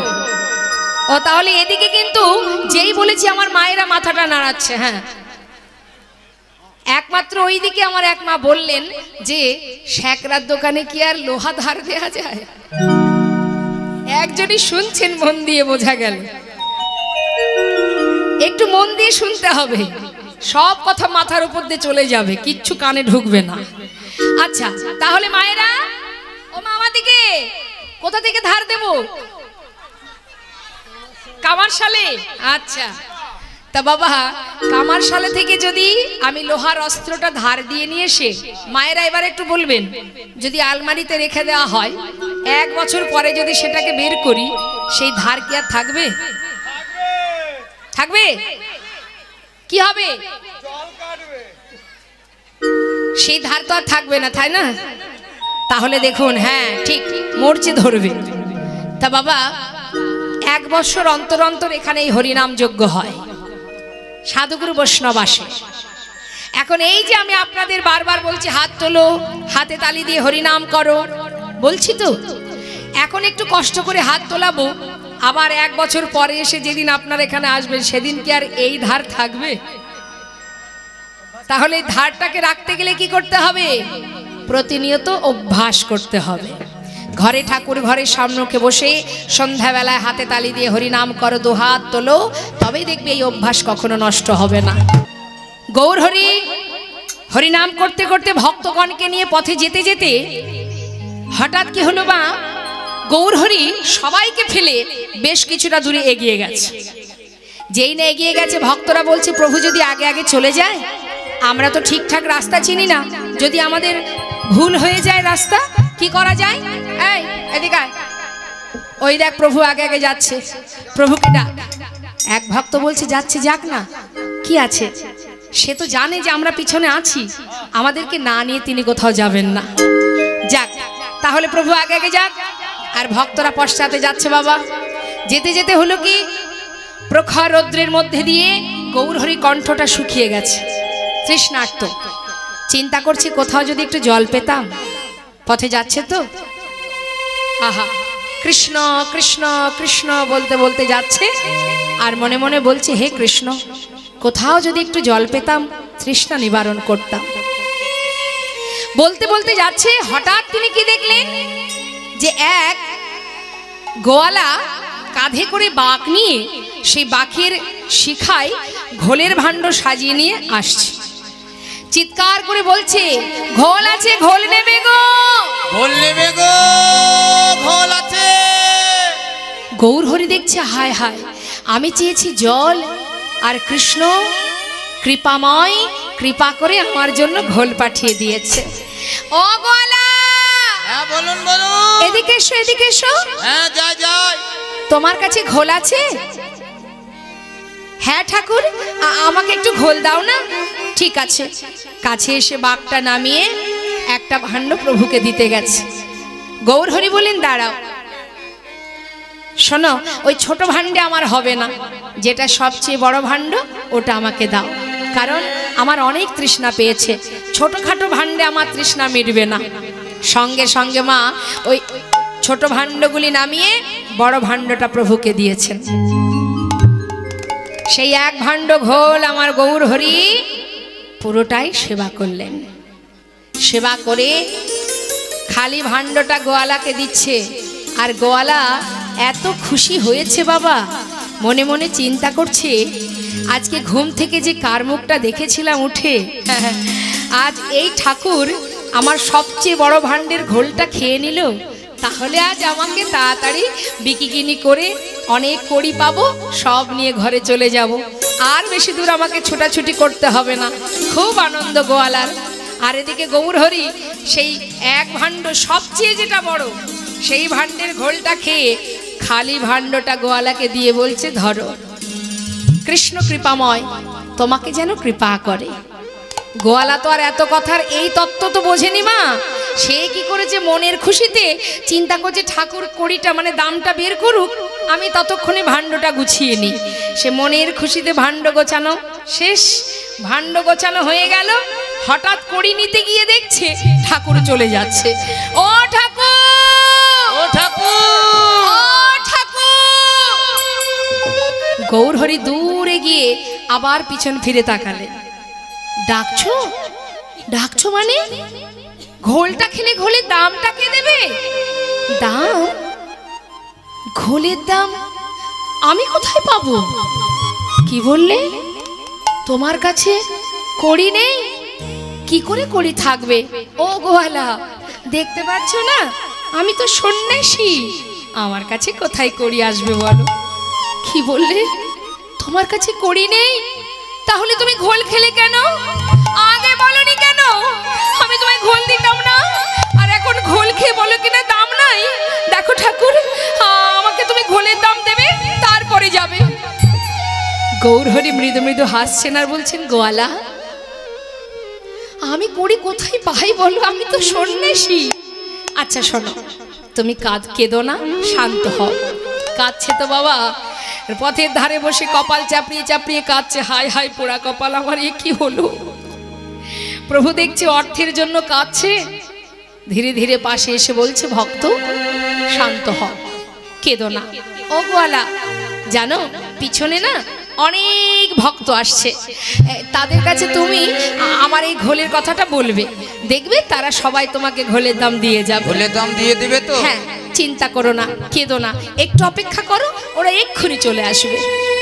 গোয়ালা চিন্তা করছে, ঠাকুর নিশ্চয়ই আমায় মিথ্যা বলবে না, তাহলে একটু অপেক্ষা করি, ঘোলের দামটা নিয়ে বাড়ি যাব। এবার প্রভু তো চলে গেলেন বাবা, আর এদিকে পশ্চাতে আসছে কারা? ওই ভক্তবৃন্দ। প্রভুর চরণ স্মরণ করতে করতে মনের আনন্দে আসছে, গৌর নাম করতে করতে। বন্ধ করো। কে বললো কথাটা? যিনি পথের ধারে বসে আছে, গোয়ালা। যেই বলেছে বন্ধ করো, ভক্তরা সবাই চমকে উঠেছে। কি ব্যাপার? গোয়ালা বলছে, শোনো, অনেকক্ষণ বসে আছি, আমাকে ঘোলের দামটা দাও তো দেখি, আমি যাই। কি হলো, তোমার ঘোল কে খেলো? তোমার ঘোলের দাম দেবো কেন? বলছে, তোমাদের সঙ্গের সঙ্গী ঘোল খেয়ে বলে কিনা দাম নাই, এই তোমাদের কাছে ঘোলের দামটা থাকলে আমাকে দাও। আরে কে খেয়েছে তোমার ঘোল সেটা তো আগে বলবে। গোয়ালা বলছে, আমি চিনি না তাকে। চেনো না? নাম জানো? না, তাও জানি না। জানো না? এই ঘোল খেয়েছো নাকি? এই ঘোল খেয়েছো? সবাই সবাইকে জিজ্ঞাসা করছে মা। গোল খাইছি, তাহলে ঘোলের দাম দাওনি কেন? আমি গোয়ালার কাছে খাইনি। আচ্ছা, তাহলে ঘোল কোথায় খেলে? আমি ওই সংসারে খাইছি।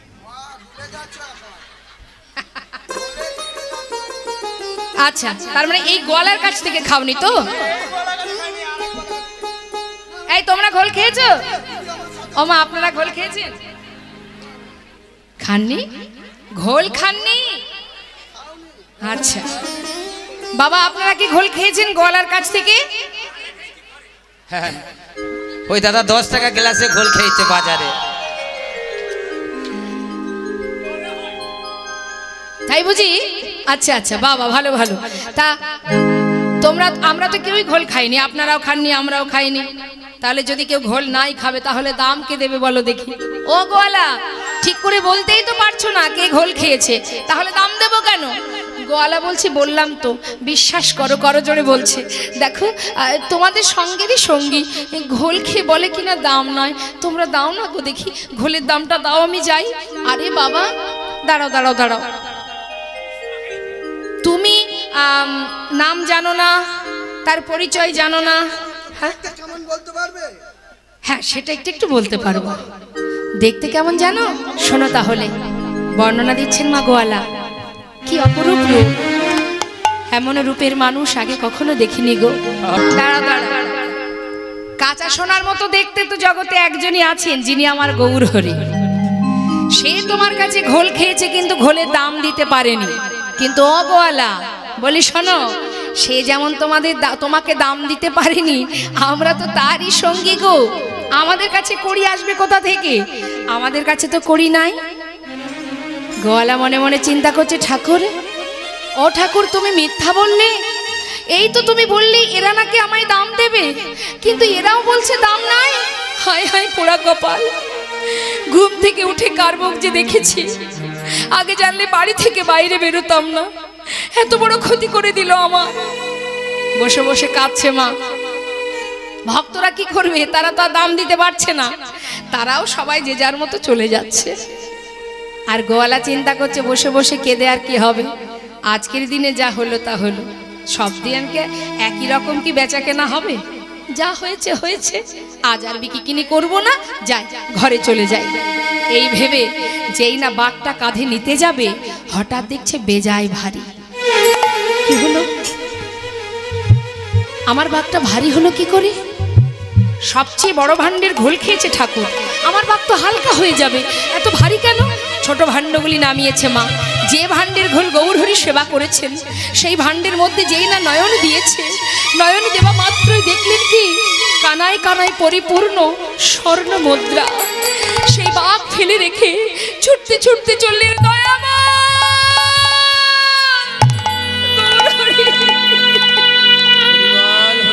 ছুটে গিয়ে চরণটা জড়িয়ে ধরেছে, দয়াময় আমায় তুমি ক্ষমা করো গৌরহরি, ক্ষমা করো, আমি ভুল করেছি দয়াময়, আমি তোমায় চিনতে পারিনি, না জেনে না বুঝে কত কটু কথা বলেছি তোমায়, আমায় ক্ষমা করে দাও। হরি বল, হরি বল। গৌরহরি বলছে, শান্ত হও গোয়ালা, অর্থের পিছনে ছুটতে ছুটতে জীবনের অনেক সময় চলে গেল, আমায় ক্ষমা করো দয়াময়। চরণটা জড়িয়ে ধরে কাজ। গৌরহরি বললি, গোয়ালা আর কতটুকু সময় বা আছে? সংসারের জন্য তো অনেক সময় চলে গেল, যেটুকু সময় আছে যাও, আশীর্বাদ করলাম আমি, ঘরে গিয়ে কৃষ্ণ সেবা করো, কৃষ্ণ ভজন করো, গোবিন্দকে ভালোবাসো, যাও, আশীর্বাদ দিচ্ছি তোমায়। গোয়ালা চলে গেল মা, প্রভুর কৃপা লাভ করলেন। ধীরে ধীরে গোবিন্দ ঘোষকে নিয়ে, ভক্তগণকে নিয়ে প্রভু এসে পৌঁছালেন পূর্বস্থলিতে। এখন পূর্বস্থলিতে প্রভু যখনই এলেন, শুরু হলো বাবা ভক্তকে পরীক্ষা করা। শুধু ভগবানের ভক্ত হলেই হবে না, তিনি যে প্রতিটা মুহূর্ত পরীক্ষা করে থাকেন ভক্তকে। ডাকছে গোবিন্দ এদিকে এসো। এটা কোথায় এসেছি আমরা? শোনো গোবিন্দ, আর কোথাও যাব না, তুমি এখানে আমাদের সবার জন্য সেবার আয়োজন করো। যেই বলেছে সেবার আয়োজন করো, গোবিন্দ ঘোষের একটু মনে মনে রাগ হলো মা। মনে মনে ভাবছে, হে দয়াময়, তুমি তো বললে বটে, একবারও তো চিন্তা করলে না। এত ভক্তের সেবার আয়োজন আমার একার উপরে চাপিয়ে দিলে, আমি কি করে করব এত ভক্তের সেবার ব্যবস্থা? গোবিন্দ ঘোষ চিন্তা করছে কি করে কি হবে, কিভাবে ব্যবস্থা করব এত ভক্তের সেবার ব্যবস্থা, এ কি সম্ভব? খুব চিন্তায় পড়ে গেছে গোবিন্দ। আর এদিকে নদেবাসী সবাই যাচ্ছে প্রভুর জন্য সেবার বস্তু নিয়ে। এসে পৌঁছালেন সমস্ত ভক্তের কাছ থেকে সেবার বস্তুগুলি নিয়ে। এবার প্রভু বললেন, গোবিন্দ চেয়ে দেখো ভক্তগণ, কত ভক্ত এসেছে নদিয়া থেকে, সবার হাতে সেবার বস্তু। যাও এবার রান্না করো, রান্নার পর আমরা সবাই মিলে সেবা করব। রন্ধন হলো বাবা, সবার আগে গৌরহরির সেবা হলো। সেবার পর প্রভু বললেন, গোবিন্দ দাও। যেই বলেছে দাও, হরি বল। গোবিন্দ ঘোষ আবার চিন্তায় পড়ে গেল, কি সর্বনাশ, আবার কি চাই? সে কি গোবিন্দ, সেবার পর কি দিতে হয় জানো না? মায়েরা বলুন, মুখশুদ্ধি। কি মুখশুদ্ধি? প্রভু বললেন, শোনো শোনো ও গোবিন্দ, আমার একটা হরিতকি চাই। ঠিক আছে প্রভু, তুমি অপেক্ষা করো, আমি এক্ষুনি নিয়ে আসছি। এই বলে গৌরহরিকে বসিয়ে রেখে গ্রামে গেলেন মুখশুদ্ধি ভিক্ষা করতে। দাঁড়ে দাঁড়ে গিয়ে মুখশুদ্ধি ভিক্ষা করছে। দুটো হরিতকে ভিক্ষা করেছে ঠিকই বাবা, কিন্তু গোবিন্দ ঘোষের ভুলটা কোথায় দেখুন। একটা নিজের কাছে রেখে আর একটা হাতে করে নিয়ে এসে গৌরহরির কাছে দিয়েছে। কেন বলুন তো একটা রেখেছে মা? মনে মনে চিন্তা করছে, প্রভু আজকে যেমন চাইলেন, কাল না জানি আবার কোথায় গিয়ে বলবে মুখশুদ্ধি দাও, তার থেকে একটা রেখে দিই আর একটা প্রভুকে দেব, কাল যখনই চাইবে সেই দিয়ে দেব। সঙ্গে সঙ্গে একটা নিজের কাছে রেখে মনে মনে ভাবছে, প্রভু তো আর জানছে না আমি কি করে কি করছি। একটা হাতে করে নিয়ে গৌরহরির হাতে যেই না দিলেন, প্রভু সবই জানলেন যে ভক্ত সঞ্চয় করে রেখেছে, কিন্তু প্রকাশ করলেন না কিছু। কিছু সময় পর বললেন, শোনো ভক্ত, আর দেরি কেন, চলো আবার যাত্রা করি। কিছু সময় বিশ্রাম করি, এবার যাচ্ছি। পর দিবসেতে প্রভু অগ্রদীপে আইলা,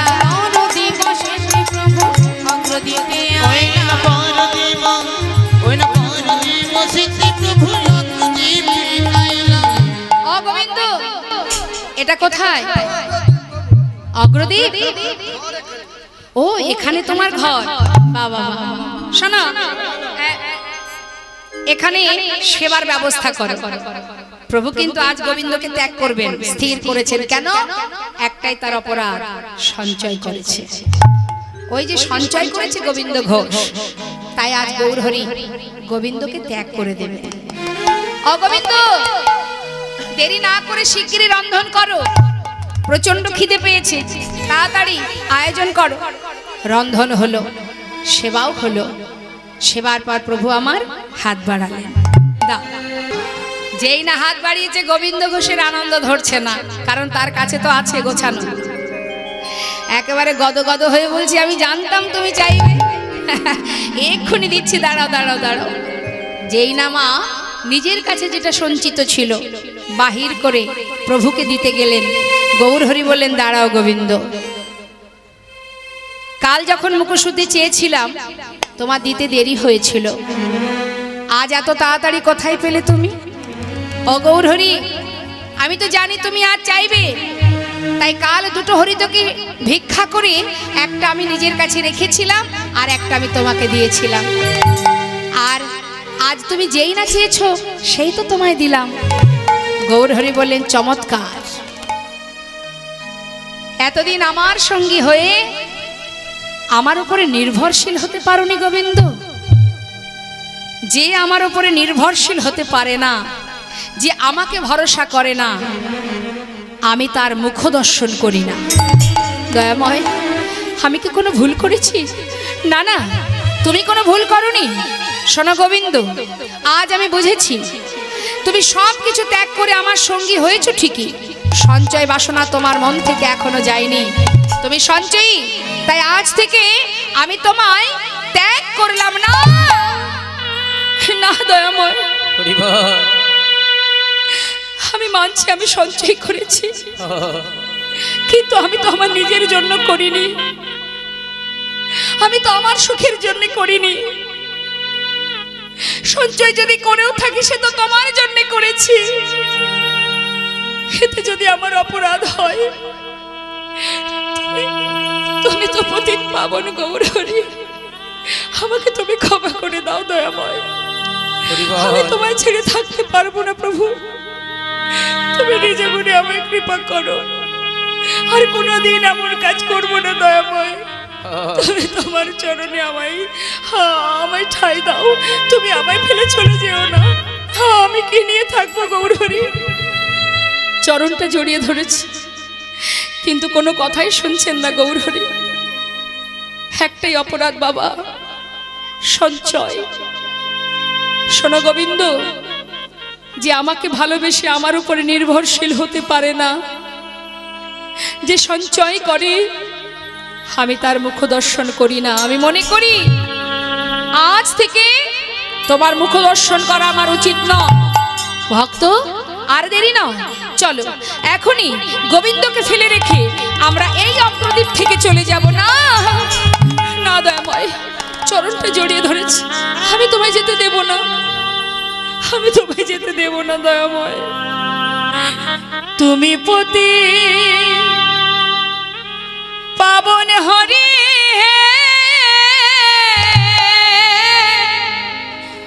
তুমি যেও না চলে, কৃপা করে দয়াল হরি রাখো চরণে। একবার কৃপা করে দয়াল হরি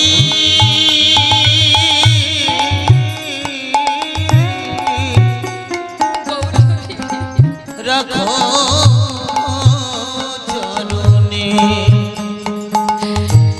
তুমি পতি পাবন হরি,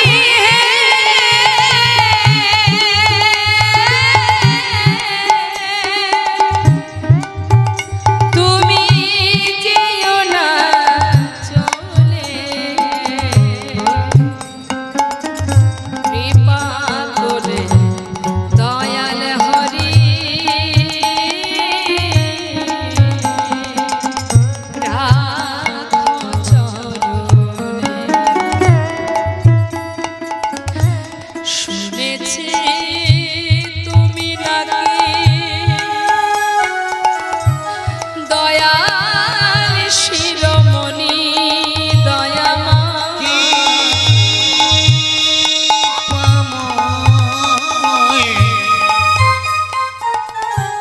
শুনেছি তুমি নাকি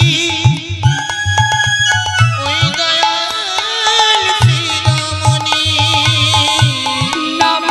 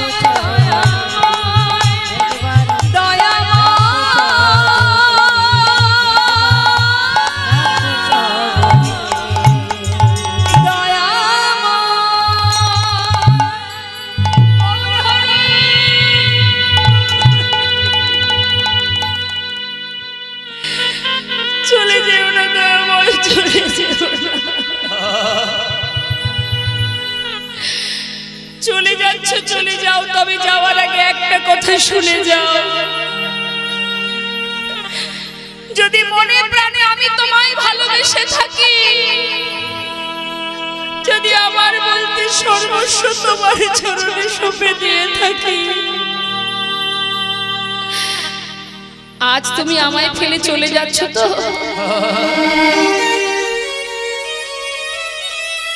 তোমাকে আবার ফিরে আসতে হবে,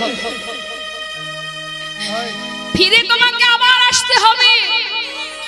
চলে যাও, আমি চাই না তোমার সঙ্গী হতে, তবে আসতে তোমাকে আবার হবেই হবে প্রভু। এক পক্ষ কালের মধ্যে তোমাকে ফিরে আসতে হবে। অগ্রদ্বীপের মাটিতে দাঁড়িয়ে গোবিন্দ ঘোষ প্রতিজ্ঞাবদ্ধ হলেন, ফিরে তোমায় আসতেই হবে। একমাত্র ভক্তই পারে জোর খাটাতে ভগবানের কাছে। চলে গেল প্রভু, চলে গেলেন। এদিকে বাবা যে কিনা সর্বক্ষণ গৌরহরির কাছে থেকে তার সঙ্গ লাভ করে গেছে, হঠাৎ করে তাকে যদি ঘরে বন্দী করে রাখা হয়, আর কি তার মন বসে? পাড়াপড়শি দেখছে, তাই তো, এ তো আমাদের পাড়ার ছেলে গোবিন্দ ঘোষ, পথে বসে কাঁদছে। সবাই মিলে তাকে ধরে তার ঘরে পৌঁছে দিয়েছে।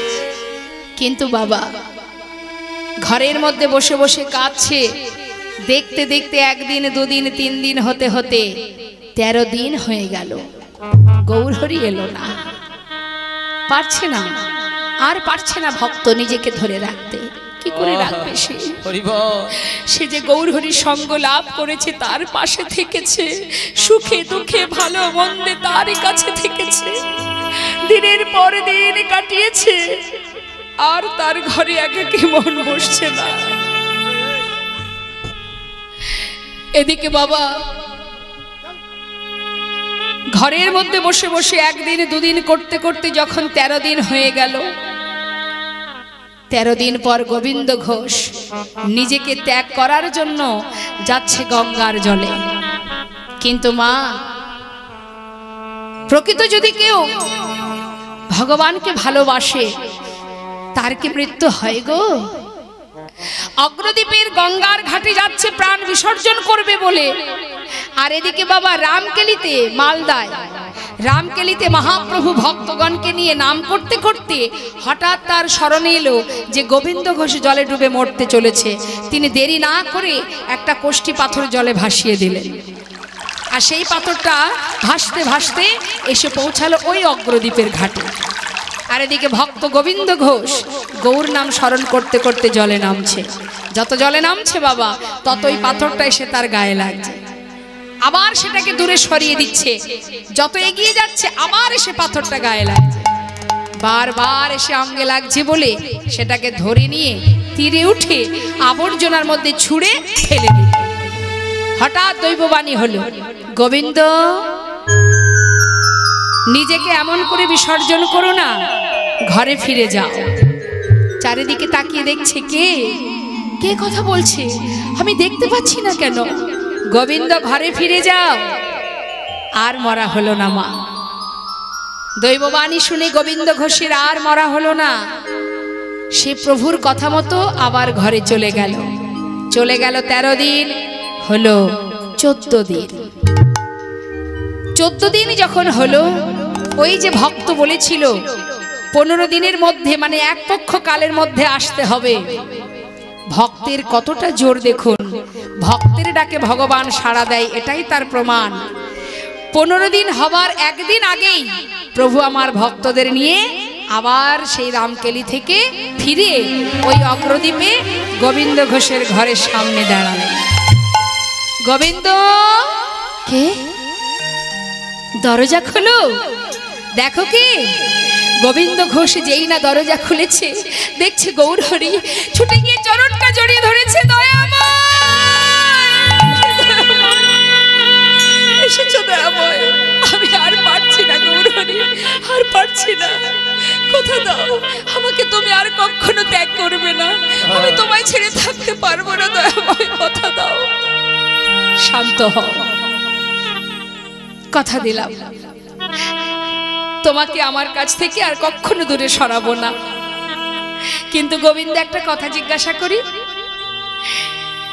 গঙ্গার জলে ডুবে মরতে গিয়েছিলে কেন? প্রভু, আমি যে পারছিলাম না, তোমাকে ছাড়া থাকতে পারবো না, তাই নিজেকে ত্যাগ করছিলাম। সেখানে কিছু পেয়েছিলে? পেয়েছিলাম একটা পোড়া কাষ্ঠ। পোড়া কাষ্ঠ? গোবিন্দ, যাও তো শীঘ্রই নিয়ে এসো। ছুটতে ছুটতে গঙ্গার পাড়ে গিয়ে সেই পোড়া কাষ্ঠটাকে হাতে তুলে দেখছি, কি এ তো পোড়া কাষ্ঠ নয়, কোষ্ঠী পাথর। গায়ে লেখা আছে আবার কৃষ্ণ নাম। ঘরে ফিরে এসে প্রভুর হাতে যেই না দিল, প্রভু বলেন, শোনো গোবিন্দ, আমি যে আসবো তার বার্তা আমি অনেক আগেই পাঠিয়েছিলাম, তুমি বুঝতে পারোনি। শোনো, এই যে কোষ্ঠী পাথর, এটা দিয়ে একটা বিগ্রহ তৈরি হবে, আর সেই বিগ্রহটি আমি তোমার ঘরে স্থাপন করব, তার নামও দেব আমি নিজে হাতে। প্রভু আমার সেই বিগ্রহকে স্থাপন করে প্রাণ প্রতিষ্ঠা করে তার নাম দিলেন গোপীনাথ। নাম হলো গোপীনাথ। শোনো গোবিন্দ, প্রতিদিন ভিক্ষা করবে, যা পাবে সঞ্চয় করে রাখবে না, পুরোটাই গোপীনাথের সেবায় দেবে। আরো বলি শোনো, তোমার তো একা একা ঘর ভালো লাগবে না, তাই তুমি একটা বিবাহ করবে। এত পরীক্ষার পরেও মা এখনো পর্যন্ত ক্ষমা হলো না, এবার সংসার দিচ্ছে। সংসার দিয়ে দেখছে যে ভক্ত সংসার পেয়ে আমাকে ভুলে যায় কিনা। যেই না প্রভু বললেন যে তুমি বিবাহ করবে, গোবিন্দ ঘোষ বললেন, প্রভু এ তুমি কি বলছো? হ্যাঁ গোবিন্দ, তোমরা দুজনে গোপীনাথের সেবা দেবে, আর এই যে বিগ্রহ স্থাপন করলাম, এই বিগ্রহের নাম গোপীনাথ। আর এই যে গোপীনাথ আর আমি, আমাদের এই দুটো দেহ একই দেহ। প্রভু আমার বৃন্দাবনে যাত্রা করলেন ভক্তগণকে নিয়ে, অগ্রদ্বীপে গোবিন্দ ঘোষকে রেখে চলে গেলেন। কিন্তু ওই যে বলে গেলেন মা যে যা ভিক্ষা পাবে পুরোটাই সেবা দেবে। গোবিন্দ ঘোষ প্রতিদিন ভিক্ষা করে যা পায় দিনে 4 বার সেবা দেয়। আবার প্রভু বলে গেলেন বিবাহ করবে, তাই একটা ভালো কন্যার সন্ধান পেয়ে ভালো দিন দেখে গোবিন্দ ঘোষ বিবাহ করলেন। বিবাহের পর স্ত্রীকে নিয়ে ঘরে এলো। যেদিন স্ত্রীকে নিয়ে ঘরে এলো সেদিন থেকে ভগবানের সেবা একবার কমে গেল। যাই হোক, সারাদিন গোবিন্দের জন্য সময়টা দিত। বিবাহ করেছে, স্ত্রী ঘরে এলো, সহধর্মিনীর পাশে একটু সময় দিতে গিয়ে ভগবানের দিকে সময়টা কমে যাচ্ছে। 1 বছর যেতে না যেতে একটি পুত্র হলো। ছেলের নাম রাখলেন ভগবানের নামে, ঘরে যে বিগ্রহ আছে তার নামে। ঘরের বিগ্রহের নাম কি? গোপীনাথ। ছেলের নাম রেখেছে গোপীনাথ। যেদিন ছেলে ঘরে এলো সেদিন থেকে ভগবানের সেবা আরো একবার কমে গেল। 4 বারের জায়গায় হয়ে গেল 2 বার। এটা শুধু গোবিন্দ ঘোষ নয়, এটা আমাদেরও হয়। এই জন্যই তো কীর্তন শুনতে হয়। দেখুন, যারা কীর্তন ভালোবাসে তারা এখানে এখনো বসে আছে, আর যারা ঘুমাতে ভালোবাসে তারা বাড়ি চলে গেছে। সুখে স্বাচ্ছন্দ্যে থাকবো, দিব্য ঠান্ডা ঠান্ডা, আহা কি সুন্দর ওয়েদার, ঘুমালে বেশ ঘুমটা হবে। হ্যাঁ, শুধু শুধু কীর্তন শুনে লাভ কি? কীর্তন শুনলে কি হবে? আমরা লাভটা বড় ভালোবাসি। কীর্তন শুনবো তাতেও আমরা লাভ খুঁজবো। হ্যাঁ, অনেকে আবার বলে, ধুর কীর্তন শুনলে কি আর পেট ভরবে, সকালবেলা কাজে যেতে হবে ভাই, তুই যা, আমি যেতে পারবো না কীর্তন শুনতে। এখন বিষয় হচ্ছে বাবা, আমরা তো জানিও না যে এখান থেকে আমি বাড়ি যেতে পারবো কিনা। জানি সকালবেলা উঠে কাজে যেতে আদৌ পারবো কিনা, এই রাত্রেই আমার শেষ নিঃশ্বাস ত্যাগ হবে কিনা আমি জানি না। তাহলে তুমি কে হে মালিক বাবা? কে তুমি মালিক? সংসারের মালিক তো একজনই, যার নাম আজ আমরা এখানে বসে শ্রবণ করছি, তিনিই মালিক। তোমার আপদ বিপদ ভালো মন্দ সবকিছু একমাত্র পারলে সেই রক্ষা করতে পারবে।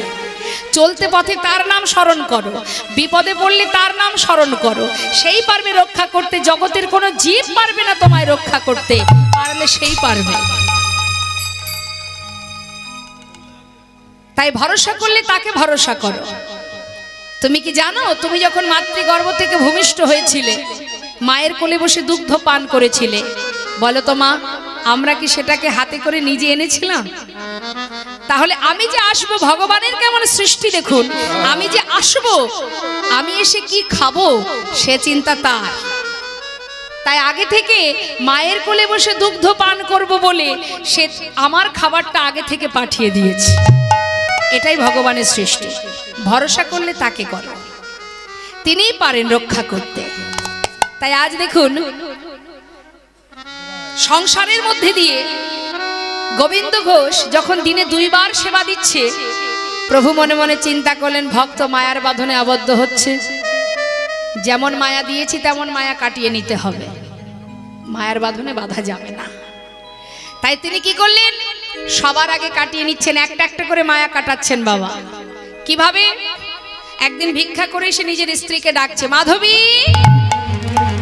যা কিছু ভিক্ষা করেছি 2 ভাগ করো, 1 ভাগ রন্ধন করো আর 1 ভাগ রেখে দাও।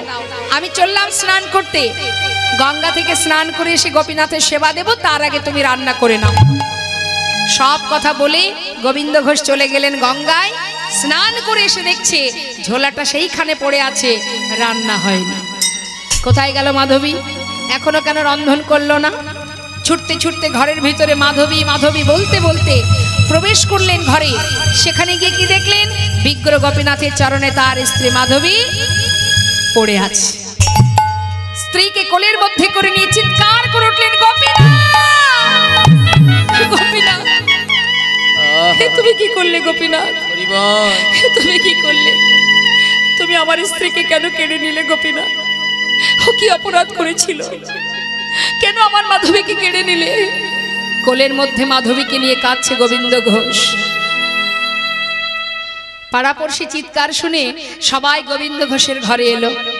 এসে দেখছে গোবিন্দ ঘোষের কোলে তার স্ত্রী মাধবী, অসার দেহ। চিন্তা করলেন এখন উপায় কি? তার একটি ছোট্ট সন্তান আছে। পাড়াপড়শি সবাই তার মাথায় হাত দিয়ে সান্ত্বনা দিচ্ছে, গোবিন্দ শান্ত হও। দেখো তোমার যদি হতো তোমাকে ছেড়ে সে কখনো যেত না। সে কি আর তোমার? যিনি দিয়েছেন তিনিই নিয়েছেন, কেঁদো না। তোমার এক সন্তান আছে, তুমি তাকে নিয়ে সংসারে ভালো থেকো। পাড়াপড়শির সান্ত্বনা পেয়ে গোবিন্দ ঘোষ আর কোনো কথা না বলে নিজে হাতে তার স্ত্রীর শেষকৃত্য করলেন। রয়ে গেল বাকি মায়ার বাঁধন, একটি সন্তান। সন্তান একটু একটু করে বড় হচ্ছে।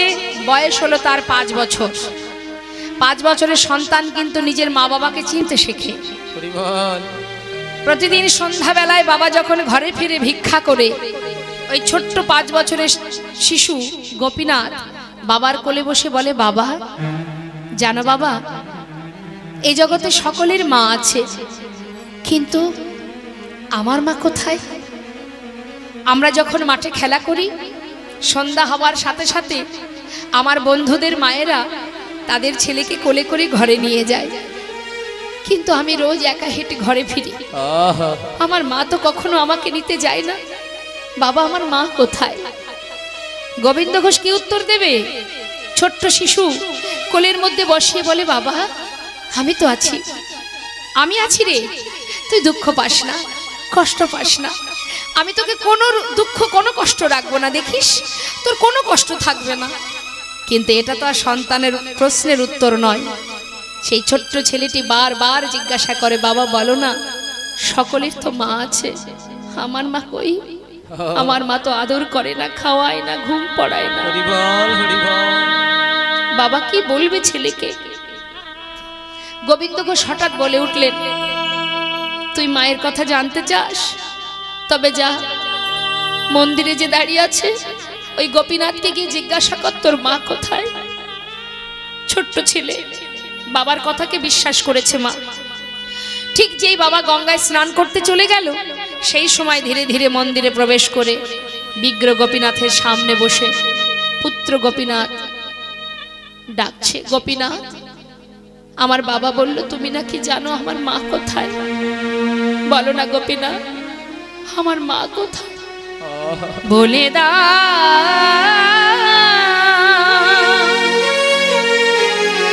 হে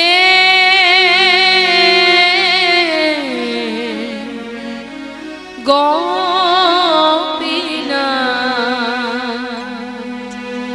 বলো কোথায় আমার মা? বলো কোথায় আমার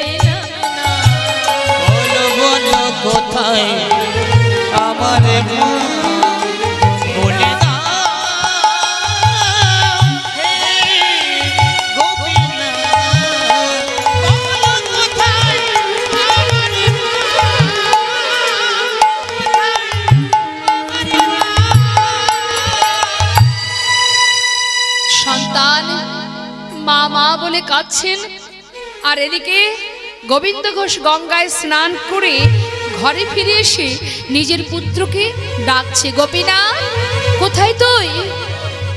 কোনো সাড়া পাচ্ছে না, গেলে কোথায়? আরে গোপীনা কোথায় বাবা তুই? আমার কাছে আয়, কতক্ষণ তোকে দেখিনি। সব মা বাবাই সন্তানকে ভালোবাসে, সাড়া পাচ্ছে না বলে ধীরে ধীরে ঘরের ভিতরে প্রবেশ করে দেখছে যে বিগ্রহ গোপীনাথের সামনে তার পুত্র গোপীনাথ মা মা বলে কাঁদছে। ছুটে গিয়ে সন্তানকে কোলের মধ্যে চেপে ধরেছে। হঠাৎ দেখছে পুত্রের বদন থেকে ঝলকে ঝলকে রুধির ঝরছে। চিৎকার করে উঠেছে, গোপীনাথ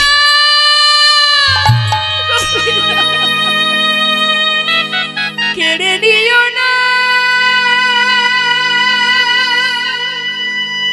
প্রভু গো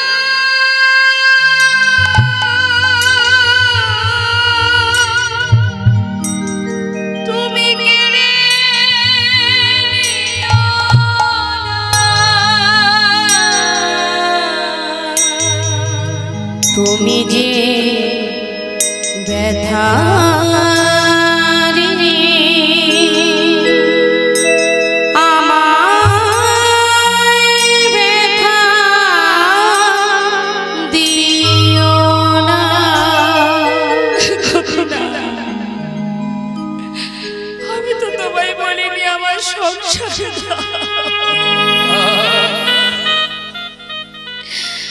আমি তো বলিনি আমার সংসার দাও, স্ত্রী দাও, পুত্র দাও, আমি কিচ্ছু চাইনি তো তোমার কাছে। তুমি তো দিয়েছিলে, তবে বলো দিয়ে কেন তুমি কেড়ে নিচ্ছ? আমার স্ত্রীকে কেড়ে নিয়েছো, আমি কিচ্ছু বলিনি তোমায়। আমার একমাত্র পুত্রকে কেড়ে নিও না, দিলে যদি পুত্র মরে কেড়ে কেন নিতে চাও? পারে না সহিতে প্রভু কেন এত দুঃখ দাও? যে বিষম বেদনা আমি সহিতে পারি না। কি পামো যে বিষম বেদনা আমি আর সহিতে পারি না।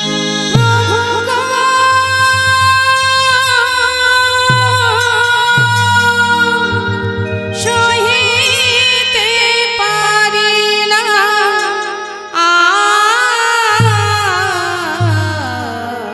তুমি যে ব্যথা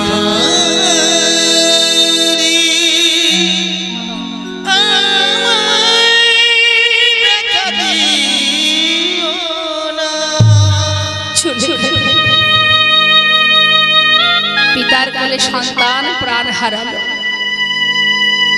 মৃত সন্তানকে নিয়ে গিয়ে গঙ্গার ঘাটে মাটি খুঁড়ে তার সমাধি দিল।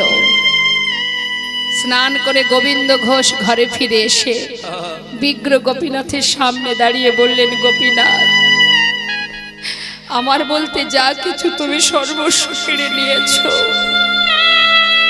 তবে তুমিও শুনে রাখো গোপীনাথ, আজ থেকে আমি তোমাকে আর সেবা দেব না, আমি নিজেও কিছু আর খাবো না। হে প্রাণ আমি আর চাই না, আমি প্রাণ ত্যাগ করতে চাই। একদিন দুদিন তিন দিন হয়ে যায় মা, ভগবানের সেবাও দেয় না, নিজেও কিছু সেবা করে না, শুধু মাটিতে গড়াগড়ি দিয়ে কাঁদে আর বলে, গোপীনাথ ও গোপীনাথ কোথায় রে তুই বাবা? একবার এসে বাবা বলে ডাক। এদিকে ভগবান পাথরের মধ্যে আর থাকতে পারছে না, ভক্তের কান্না দেখে তিনি নিজ মূর্তি ধারণ করে এক পা দু পা করে এসে সন্তান রূপে ডাকছে, বাবা বাবা। কে? আমি তোমার পুত্র, আমি তোমার সন্তান গোপীনাথ। গোপীনাথ? না না, এ কি করে সম্ভব? সে তো মারা গেছে। আমি তো আর কারোর বাবা নই। কে তুমি? আমি তোমায় চিনি না, চলে যাও। বাবা, একদিন তুমি নিজেই বলেছিলে তুমি দুই পুত্রের পিতা। কারোর যদি দুটো সন্তানের থেকে একটি মারা যায়, তবে কি বাবা আরেকটি সন্তানকে না খাইয়ে রাখে? বাবা, আজ তো 4 দিন হলো কিচ্ছু খেতে দাওনি। আমি আর পারছি না, আমায় কিছু খেতে দাও। ও, তুমি এসেছো? আমায় বাবা বলে ডাকলে? তুমি জানো, প্রত্যেকটি মাতা পিতা একটি পুত্র সন্তান কেন চায়? শেষের দিনে মাতা পিতার শেষকৃত্য করার জন্য। তুমি তো আমার গোপীনাথকে কেড়ে নিয়েছো। তুমি আজ আমায় বাবা বলে ডাকলে, শেষের দিনে তুমি আমার সন্তান হয়ে আমার শেষকৃত্য করতে পারবে? পারবে না। কি করে পারবে? তুমি তো সোনার সিংহাসনে বসে থাকো, তুমি পারবে না। বাবা, পারবো, পারবো বাবা, আমি পারবো। তুমি পারবে আমার জন্য কাছা নিতে? পারবো। আমার জন্য 1 মাস সবজি স্বর্ণ খেতে? পারবো বাবা, পারবো। তুমি পারবে আমার জন্য পিণ্ড দিতে? পারবো বাবা, আমি পারবো। হরি বল, হরি বল। এবার কিছু খেতে দাও, আর পারছি না। কয়েক বাড়ি থেকে ভিক্ষা করে এনে গোপীনাথের সেবা দিল। বেশ কিছুদিন যাওয়ার পর গোবিন্দ ঘোষ শয্যাশায়ী হলেন, আর চলতে পারে না। ভগবান পুত্র সেজে প্রতিদিনই 1 পা 2 পা করে তার পাশে এসে তার গলাটা জড়িয়ে ধরে গোপীনাথ কাঁদে। বাবা, কষ্ট হচ্ছে। না রে, কেন কষ্ট হবে? আমার জীবনের অন্তিম সময় এসেছে গোপীনাথ, চলে যাবার সময় এসেছে। আমাকে চলে যেতে হবে। সবার জীবনেই আসবে এমন দিন। ও গোপীনাথ, কাঁদিস না বাবা। একটা কাজ করে দিবি? বলো বাবা। আজ আর গোবিন্দ ঘোষের মনে নেই যে স্বয়ং ভগবান পুত্র সেজে তার পাশে বসে আছে। অন্তিম সময় তো বাবা সব বিস্মরণ হয়ে গেছে, কিছুই স্মরণে আসছে না। ভেবেছে নিজের পুত্র গোপীনাথ। বলো বাবা, যাবার আগে আমাকে একটু চরণামৃত এনে দিবি? দেব। সচরণামৃত পান করালেন গোপীনাথ। বাবা, আমার শিওরের পাশে 1 জোড়া করতাল আছে, আমাকে একটু নাম শোনাবি বাবা? শোনাবো। ভগবান পুত্র সেজে করতাল হাতে করে নিয়ে ভক্তের চারিপাশে ঘুরে ঘুরে চোখের জলে বুক ভাসিয়ে কাঁদছে আর হরি নাম করছে। হরি বল, হরি বল। হরে কৃষ্ণ হরে